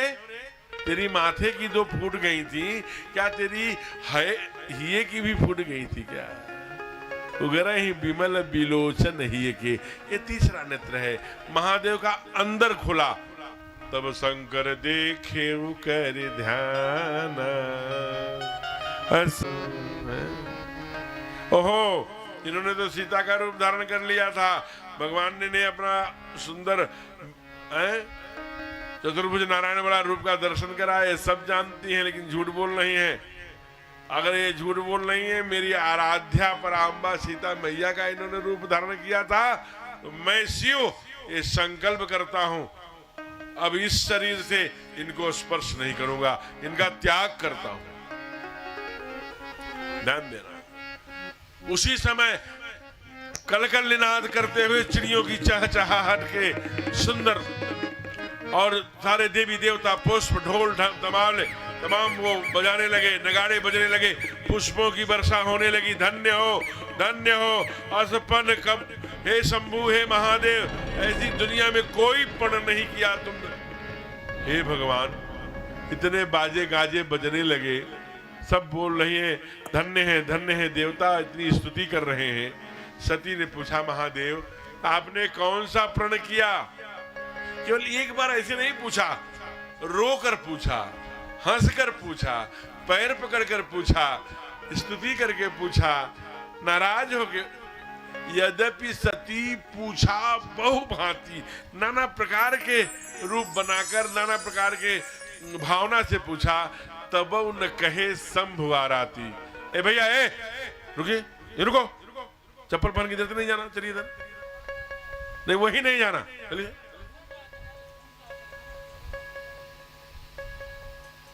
आपके ये बात आपको पता है यार, तीसरी चौथी कथा में ये जूते पहन के ही आते जाते हैं। तो थोड़ा सा आप पीछे से आइए, इसी सामने से आना जाना, ये ऑर्केस्ट्रा नहीं है, राम कथा है, तो इसका ध्यान रखिए। एक बार दसियों लोग, आप आगे बैठना बड़ा साधना का, आगे बैठना सामान्य व्यक्ति आगे नहीं बैठ सकता, उसका बैठना उठना, उसका देखना, कथावाचक उसकी आंखों में देखता है कितनी भूख है, कितनी प्यास है, नहीं कथा बंद कर देगा। तो अगर आपके श्रद्धा भाव नहीं है, आप भी आयोग मंडल के सदस्य हो, फिर कौन करेगा भाई? इसलिए मां ने कहा, प्रभु बताइए ना। महादेव ने कहा, नहीं, मैं केवल कड़वा पीता हूं, कड़वा बोलता नहीं। इसलिए प्रसन्नानंदम नीलकंठम, हमारी बीपी नहीं है, नाप लो, न मुझे शुगर है, न मधुमेह है, न डायबिटीज है, न कॉन्स्टिपेशन है, क्योंकि मैं कड़वा नहीं बोलता। फिर भी बताना होगा, नहीं बताऊंगा, नहीं बताया, कुछ नहीं, अरे कुछ नहीं। तो भक्तों ने कहा, प्रभु आप सती को नहीं बता रहे हैं, लेकिन हम लोगों को तो बताइए, हम लोग कैसे जाने कि आपने क्या प्रण किया? तब बाबा ने चौपाई लिखा, क्या कहा, एक बात जान ले, और सब इस चौपाई को आपने सुना होगा, क्या? शिव संकल्प की रमनमाही, यही तन सती भेंट वहराही, यही तन सती भेंट अब नाही, यही तन सती भेंट अब नाही, यही तन सती भेंट अब नाही, यही तन सती भेंट अब नाही। शिव का संकल्प हो गया, यही तन सती। बाप रे, इस शरीर से अपने पत्नी को स्पर्श नहीं करूंगा। क्यों? क्योंकि वो परांबा सीता का रूप धारण कर लिया, अब हमारे लिए वो स्पर्शीय नहीं रही। ऐसा कह के कैलाश में जाकर के 78,000 ईयर ओनली, 87,000 वर्ष घड़ी में डाल करके कमर सीधी करके बैठ गए। कहा 87,000 वर्ष बड़ा होता है महाराज? कहा मैं नहीं कह रहा हूं, शास्त्री झूठा हो सकता है, लेकिन शास्त्र झूठा नहीं होता। शास्त्र प्रमाण है क्या? बीते संबत सहज सदासी, बीते संबत सहज सदासी, तजी समाधि संभव विनाशी, तजी समाधि संभव विनाशी।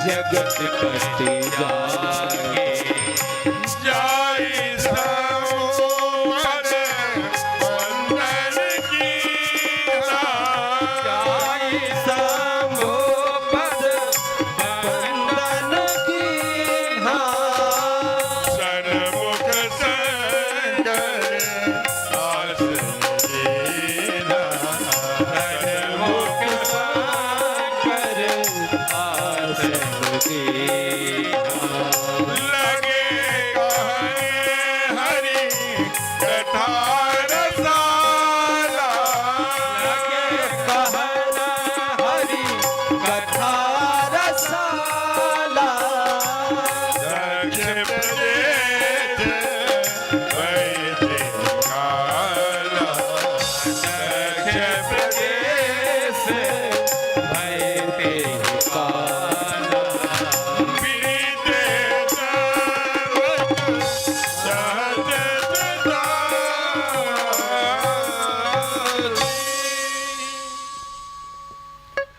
बीते संवत सहस्र 87,000 वर्ष बीत गए महाराज। अब इस पर आश्चर्य मत करना, जो कि यहां रुकेंगे तो कथा हम लोगों को आगे ले जानी है। काल, समय और युग के आधार पर उम्र में घटाव बढ़ाव होता रहता है।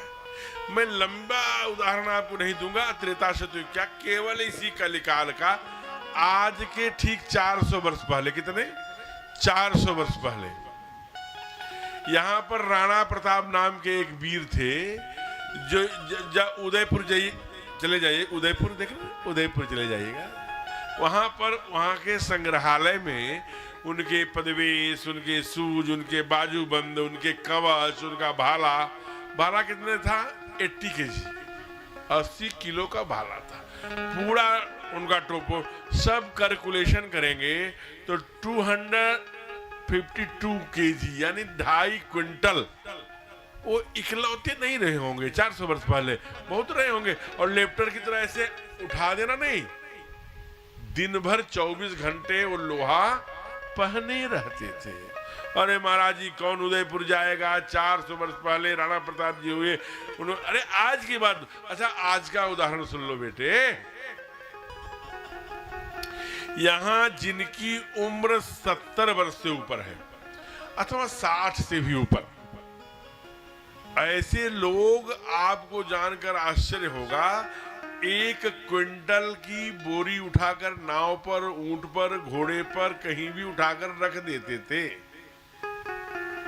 दुकान से चावल 1 क्विंटल अपने पीठ पर रखकर अपने घर को भी ले आते थे। ऐसे भी मैंने लोगों को देखा जिन्होंने जीवन में 1 क्विंटल उठाया है। अगर इस पंडाल में बैठे हैं तो हाथ खड़ा करिए, जय हो। ऐसे लोगों को जरा जोरदार तालियों से अभिनंदन करिए। क्यों उठाते ये लोग बैठे हैं, जरा ये दूसरी पीढ़ी, आज के 20 वर्ष पहले के जो युवा टीम थी 30 वर्ष, वो उनकी बात है।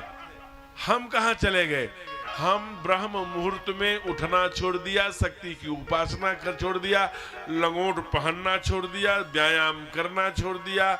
इसलिए हमारी बाहें हो गई हैं अगरबत्ती जैसी, टांगे हो गई हैं धूपबत्ती जैसी। ध्यान रखना,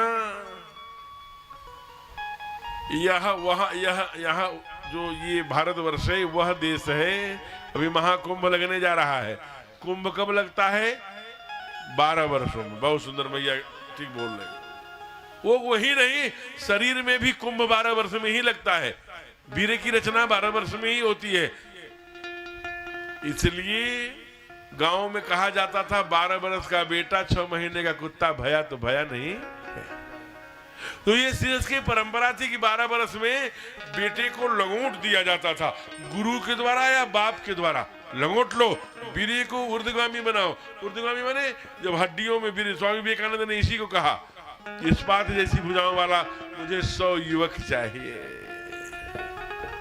जब हड्डियों में वीर्य सोखता है तो हड्डियां इस्पात जैसी बनती हैं। वही वीर्य जब ऊर्ध्वगामी न होकर अधोगामी बनता है तो हमारा जीवन निष्क्रिय हो जाता है, आंखों के नीचे गड्ढे वो पड़े हैं। कोई यादाश्त आप देख लेना। मैंने पहले ही कहा, विधि प्रपंच गुण अवगुण साना। ये सृष्टि की रचना गुण अवगुण दोनों से हुई है। तुलसी भी है तो तंबाकू भी है, दूध है गाय का पीला पीला तो कोको कोला भी है, लिम्का भी है। आपको क्या चाहिए? तंबाकू चाहिए कि तुलसी चाहिए? इसलिए ध्यान रखना, तुलसी 1100 रोगों को नष्ट करती है और तंबाकू केवल एक रोग ऐसा पैदा करती है जो घर का तावा चिमटा चकला बेलन भी बिक जाता है, लेकिन मरीज ठीक नहीं होता।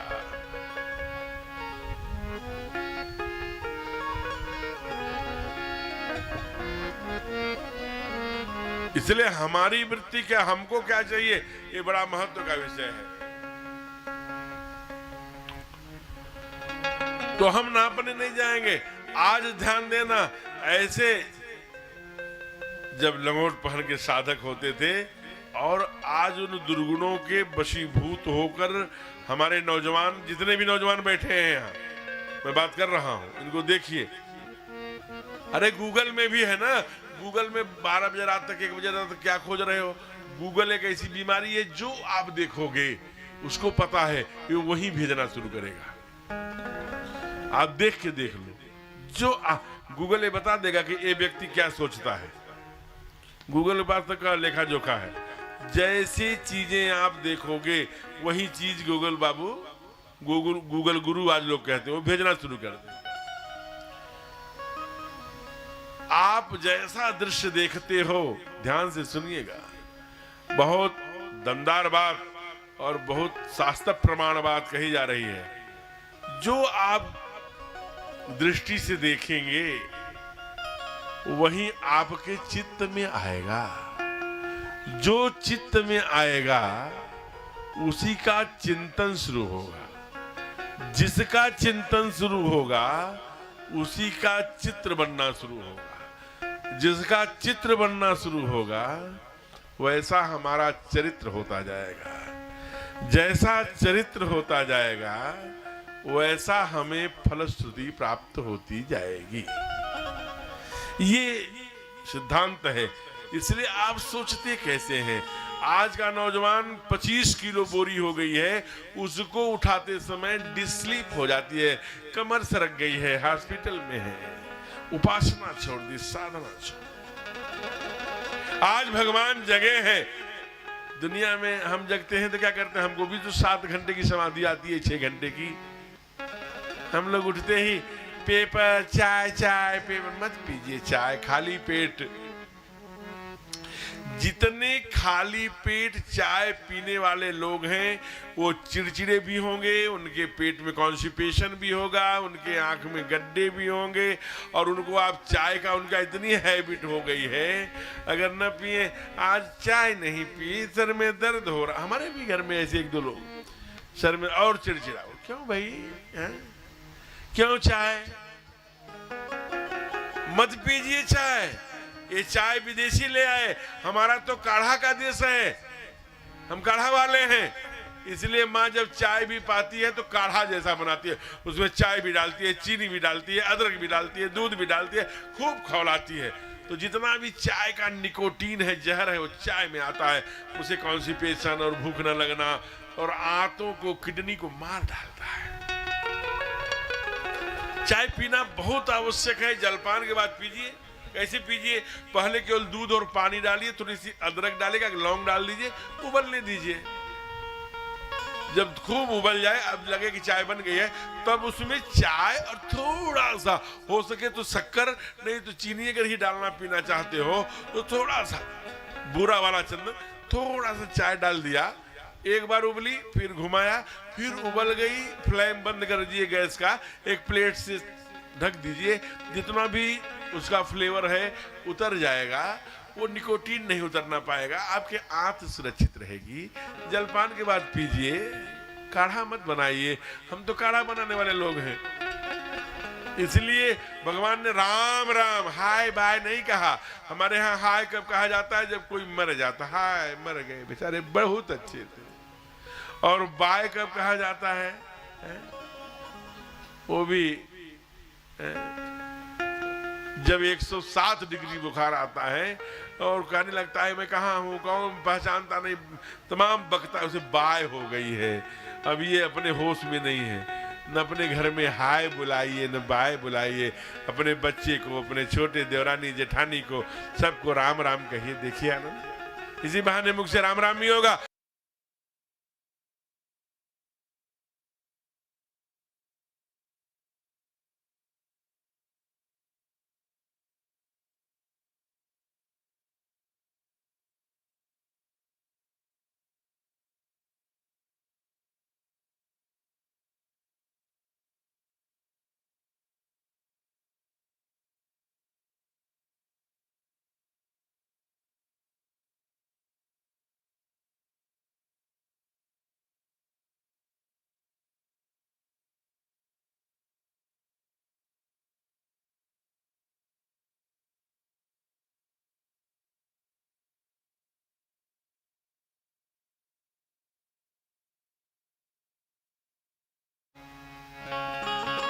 जिस ध्यान देना, पत्नी को दुनिया कहे कोई फर्क नहीं पड़ती, पड़ोसी कहे कोई फर्क नहीं पड़ता, देवरानी जेठानी कहे न हो तो कोई फर्क नहीं पड़ता, कोई और कहे, लेकिन जब पति कहता है ना तो मां को यहां चुभता है।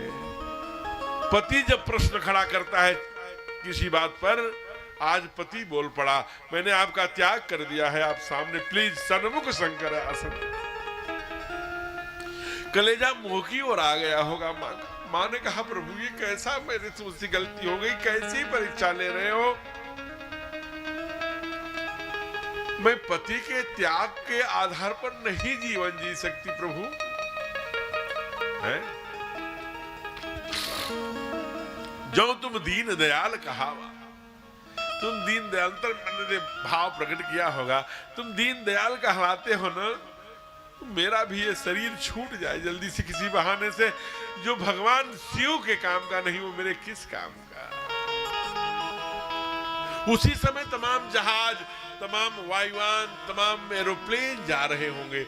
महादेव से पूछा, अरे महादेव ये जहाज और ये तमाम विमान, ये तमाम गंधर्व किन्नर असुर देवी देवता ये कहां जा रहे हैं? कहा आपके पिता के यहाँ बहुत बड़ा उत्सव है देवी, ये वहीं जा रहे हैं। ध्यान रखना, कुछ लोग होते हैं, कैलाश कहाँ है? कैलाश एकदम उत्तर में है। जो छत्तीसगढ़ से, झारखंड से, उड़ीसा से, इधर से जो लोग गए होंगे वहां क्यों जाएंगे कैलाश? यहीं हरिद्वार के पास कनखल में यज्ञ हो रहा है, कैलाश जाके फिर क्यों लौटेंगे? क्योंकि नोट में लिखा था कि सब लोग बाया कैलाश आना, महादेव को जलाते हुए, जो ज्यादा ईंधन लगेगा वो हम दे देंगे। जैसे अब अनुभव करिएगा, दो भाई हैं सगे, एक भाई ज्वाला देवी मंदिर पर रहता है, एक खड़िया में रहता है। खड़िया वाले भाई के घर में बेटे की शादी हो, निमंत्रण, दोनों में इतना तकरार है पत्नियों के आने से, दोनों पत्नियों में नहीं पड़ती, दोनों भाई भी विलग हो गए हैं, घर में शांति बनी रहे, चलो भैया नहीं आएंगे। आप जानते हैं पड़ोसी सबसे पहले तैयार होगा, सेंट मारेगा हो, स्प्रे मार करके सुगंधित, खड़िया वाले भैया के पास नहीं जाएगा, बगल वाले भैया के पास जाएगा। उसे कुछ ठंडक चाहिए। अगर छोटा भाई या बड़ा भाई जो रहता है यहाँ पर ज्वाला देवी मैया के पास, वो जब अपने भाई को गाली देगा, मैं वहां क्यों जाऊंगा, वो तो दुष्ट है, तब पड़ोसी की थोड़ी ठंडक पड़ेगी। इसलिए तैयार होके, क्यों, अरे खड़िया वाले भैया के यहाँ शादी है बेटे की, चल रहे हो? अगर बुद्धिमान भाई है तो कहता है कि चलो चलो, अभी थोड़ा सा मैं गाय वाय को कोयर करके, मैं अभी गया था, दिन भर तो वही था, मैं अभी आ रहा हूं, आप चलिए मैं आता हूं। लेकिन अगर मूर्ख है तो, अरे मैं उनके यहाँ जाऊं, और भाई तो एक बार बोल भी दे, लेकिन अंदर से रणचंडी देवी निकलती है, ये चले भी जाए हम जाने दूंगी क्या? वो मुआ उसने मेरा वो प्लाट ले लिया, वो दुकान छीन ली, वो संपत्ति लेगी, बाबूजी के हिस्से में सास माँ का पूरा गहना छिपा लिया। पहले मैंने क्या क्या आरोप लगा करके, अरे जीवन 2 बार नहीं मिलेगा। जिस घर में कोई उत्सव हो महाराज, सत्यनारायण की कथा भी हो, तो संपूर्ण देवरानी जेठानी सब भाई नहीं है ना, तो वो उत्सव मिट्टी के समान है। उसका क्या मतलब जिसमें सब भाई ना हो, हैं? इसलिए ये सच्चे प्यार करने वाले भाइयों की ताली होगी। सबको दुनिया में अहंकार हम दिखाएंगे, दुनिया में झुक जाएंगे। लोग जूते से भी मार रहे हैं, वो सह लेंगे, दांत निकाल देंगे, लेकिन भाई से ज्यादा ही अहंकार सींग जमी रहती है। अरे यार एक जगह झुक जाओ, भाई है। सह उदरेण सुत बितनार हो जाए जग बारंबार। ये संसार में बार बार मिलते हैं और आते जाते रहते हैं। मिले न जगत सहोदर सब उदरेण, उसी गर्भ में रहा है 9 महीने जिसमें मैं रहा। एक जगह तो झुक जाओ, हे देवरानी हे जेठानी, एक जगह देवरानी के साथ चाहे जेठानी एक जगह तो झुक जाइए। दुनिया में अहंकार दिखाइए। अगर परिवार को प्रेम पूर्वक चलाना है, जिस घर में प्रेम नहीं है नो है, वहां विष ही विष है। इसलिए ये संस्कार चाहिए। इसलिए रहीमन ने कहा, रहीमन अपने दुखन को सदा राखिए गोए, सुनी अठले हैं लोग सब बांट न ले हैं। कोई बांट नहीं लेगा।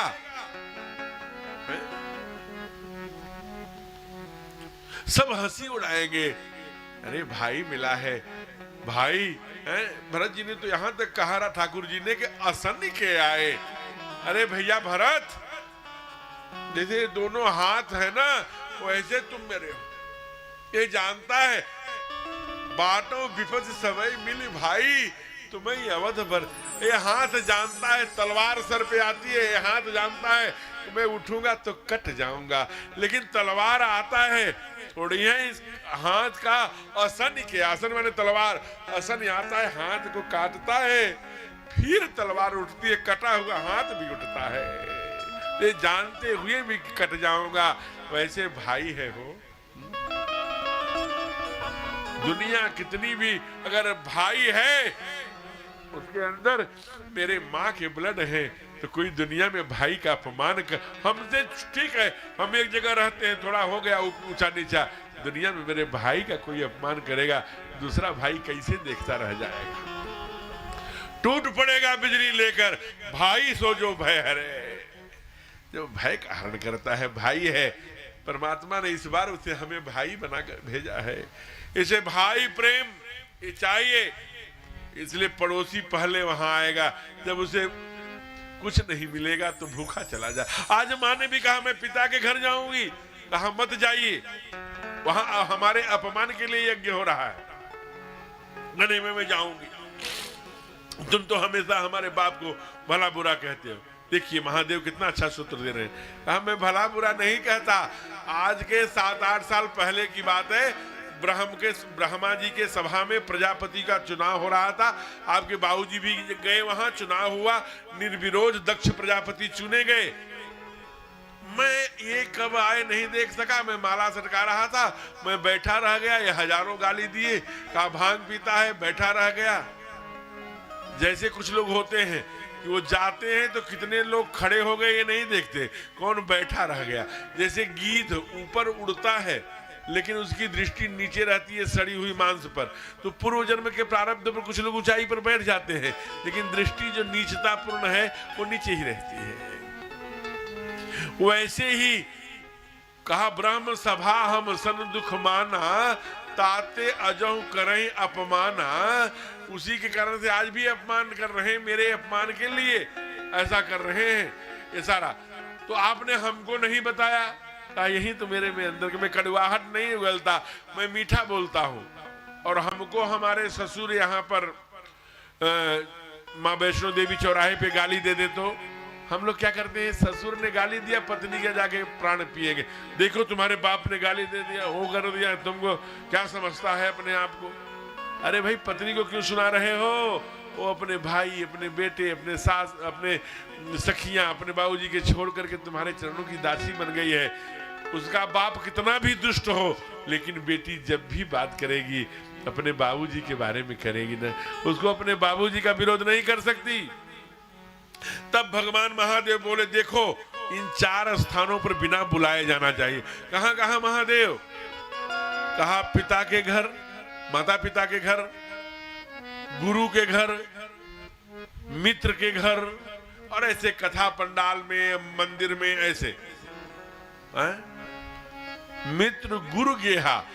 कहा कि यहां पर जाइए बिन बोले न सदेहा, बिना बोले जाना चाहिए, ऐसा कोई संदेह नहीं इसमें।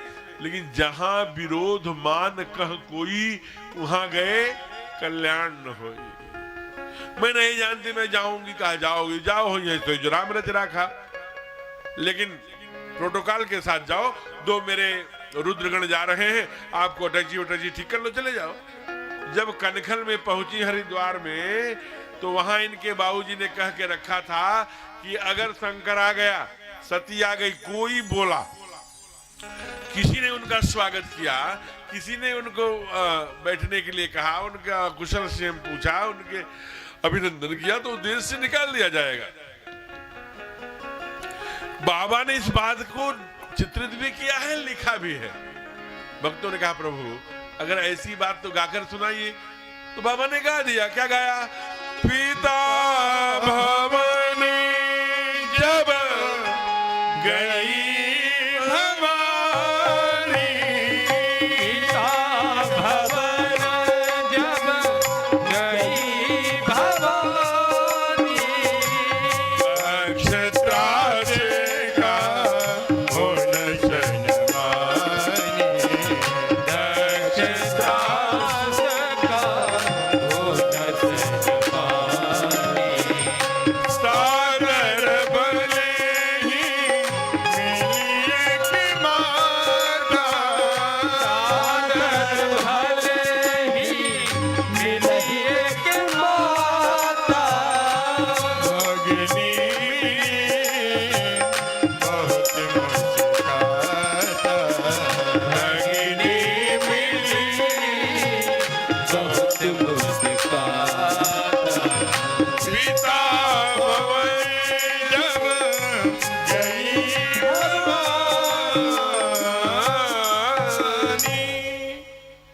पिता भवन जब गई भवानी, दक्ष त्रास काहुन सन्मानी। कोई नहीं बोला, लेकिन माँ का कलेजा कैसे मान सकता है? सादर भले ही मिली एक माता, कुपुत्रो जाएत। आदि शंकराचार्य ने कहा दिव्य क्षमापराध स्तुत्व में, कुपुत्रो जाएत क्वचित भी कुमाता न भवती। माता को माता कैसे हो सकती है? अरे मेरी लाड़ो, मेरी बेटी आ गई बिटिया, गले से लिया। अब मेरे कलेजे में थोड़ी ठंडक पहुंची है बेटा। देखो तुम्हारे पिताजी सठिया गए हैं, मैं तुम्हारे कारण से पति जी को भी नहीं बुलाया और महादेव को भी नहीं बुलाया। ये कितने हैं? और इसलिए तुम आज अब तुम आ गई हो। महादेव भी आए हैं क्या? दामाद जी भी आए हैं क्या? कहा कि नहीं, अभी तो मैं अकेली ही आ रही हूं। और उसी समय चमत्कार हो गया। कहा कि महाराज बोलिए बाबा काशी विश्वनाथ सरकार की। अभी आपसे मैं कह रहा था कि जरे हमारे भाई हैं पुजारी, जिस पर कृपा भोले शंकर, जिस पर कहा क्या दिया है? यही तन सती भेंट ये बनाई, जो शरीर मेरे पति के काम का नहीं हो तो मेरे किस काम का? जो तुम दीन दयाल कहावा, तो अगर तुम दीन दयाल हो तो आज यह दीन हो करके मैं पुकार रही हूं कि मेरा शरीर का नाश में आए। दाहिने हाथ लोग पूछते हैं भगवान शिव तांडव पास गए, महादेव तांडव शुरू कर रहे हैं। अब धरती बचेगी नहीं, बड़े आवेश में है। हे त्रिलोकीनाथ आप ही कुछ करिए। उन्होंने तुरंत सुदर्शन चक्र छोड़ दिया। चक्र से क्या किया कि देवी के शरीर कट जाएंगे तो महादेव शांत हो जाएंगे। सती के शरीर कटने लगे, 52 खंडों में काट दिया। चाहे वो अफगानिस्तान पाकिस्तान की सीमा पर हिंगलाज भवानी हो, चाहे वो पूर्णागिरी मैया हो, चाहे दक्षिण भवानी हो, चाहे ये जो आजकल राक्षसीपन अपना अत्याचार दिखा रहे थे, ऐसे बांग्लादेश में के जो वहां की राजधानी है ढाका, वहां ढाकेश्वरी देवी हो, वहां से 54 किलोमीटर दूर, जैसे यहाँ बॉम्बे बहुत ही व्यवसायी नगरी है, वैसे ही चटगांव वहां चाटेश्वरी मैया है। चाहे वो विंध्याचल हो, चाहे वो ये सब जहां जहां जाए, छत्तीसगढ़ में दंतेवाड़ी दांत गिरा, कहीं कमर गिरा, कहीं घुटना, ये सब, चाहे अफगानिस्तान हो, चाहे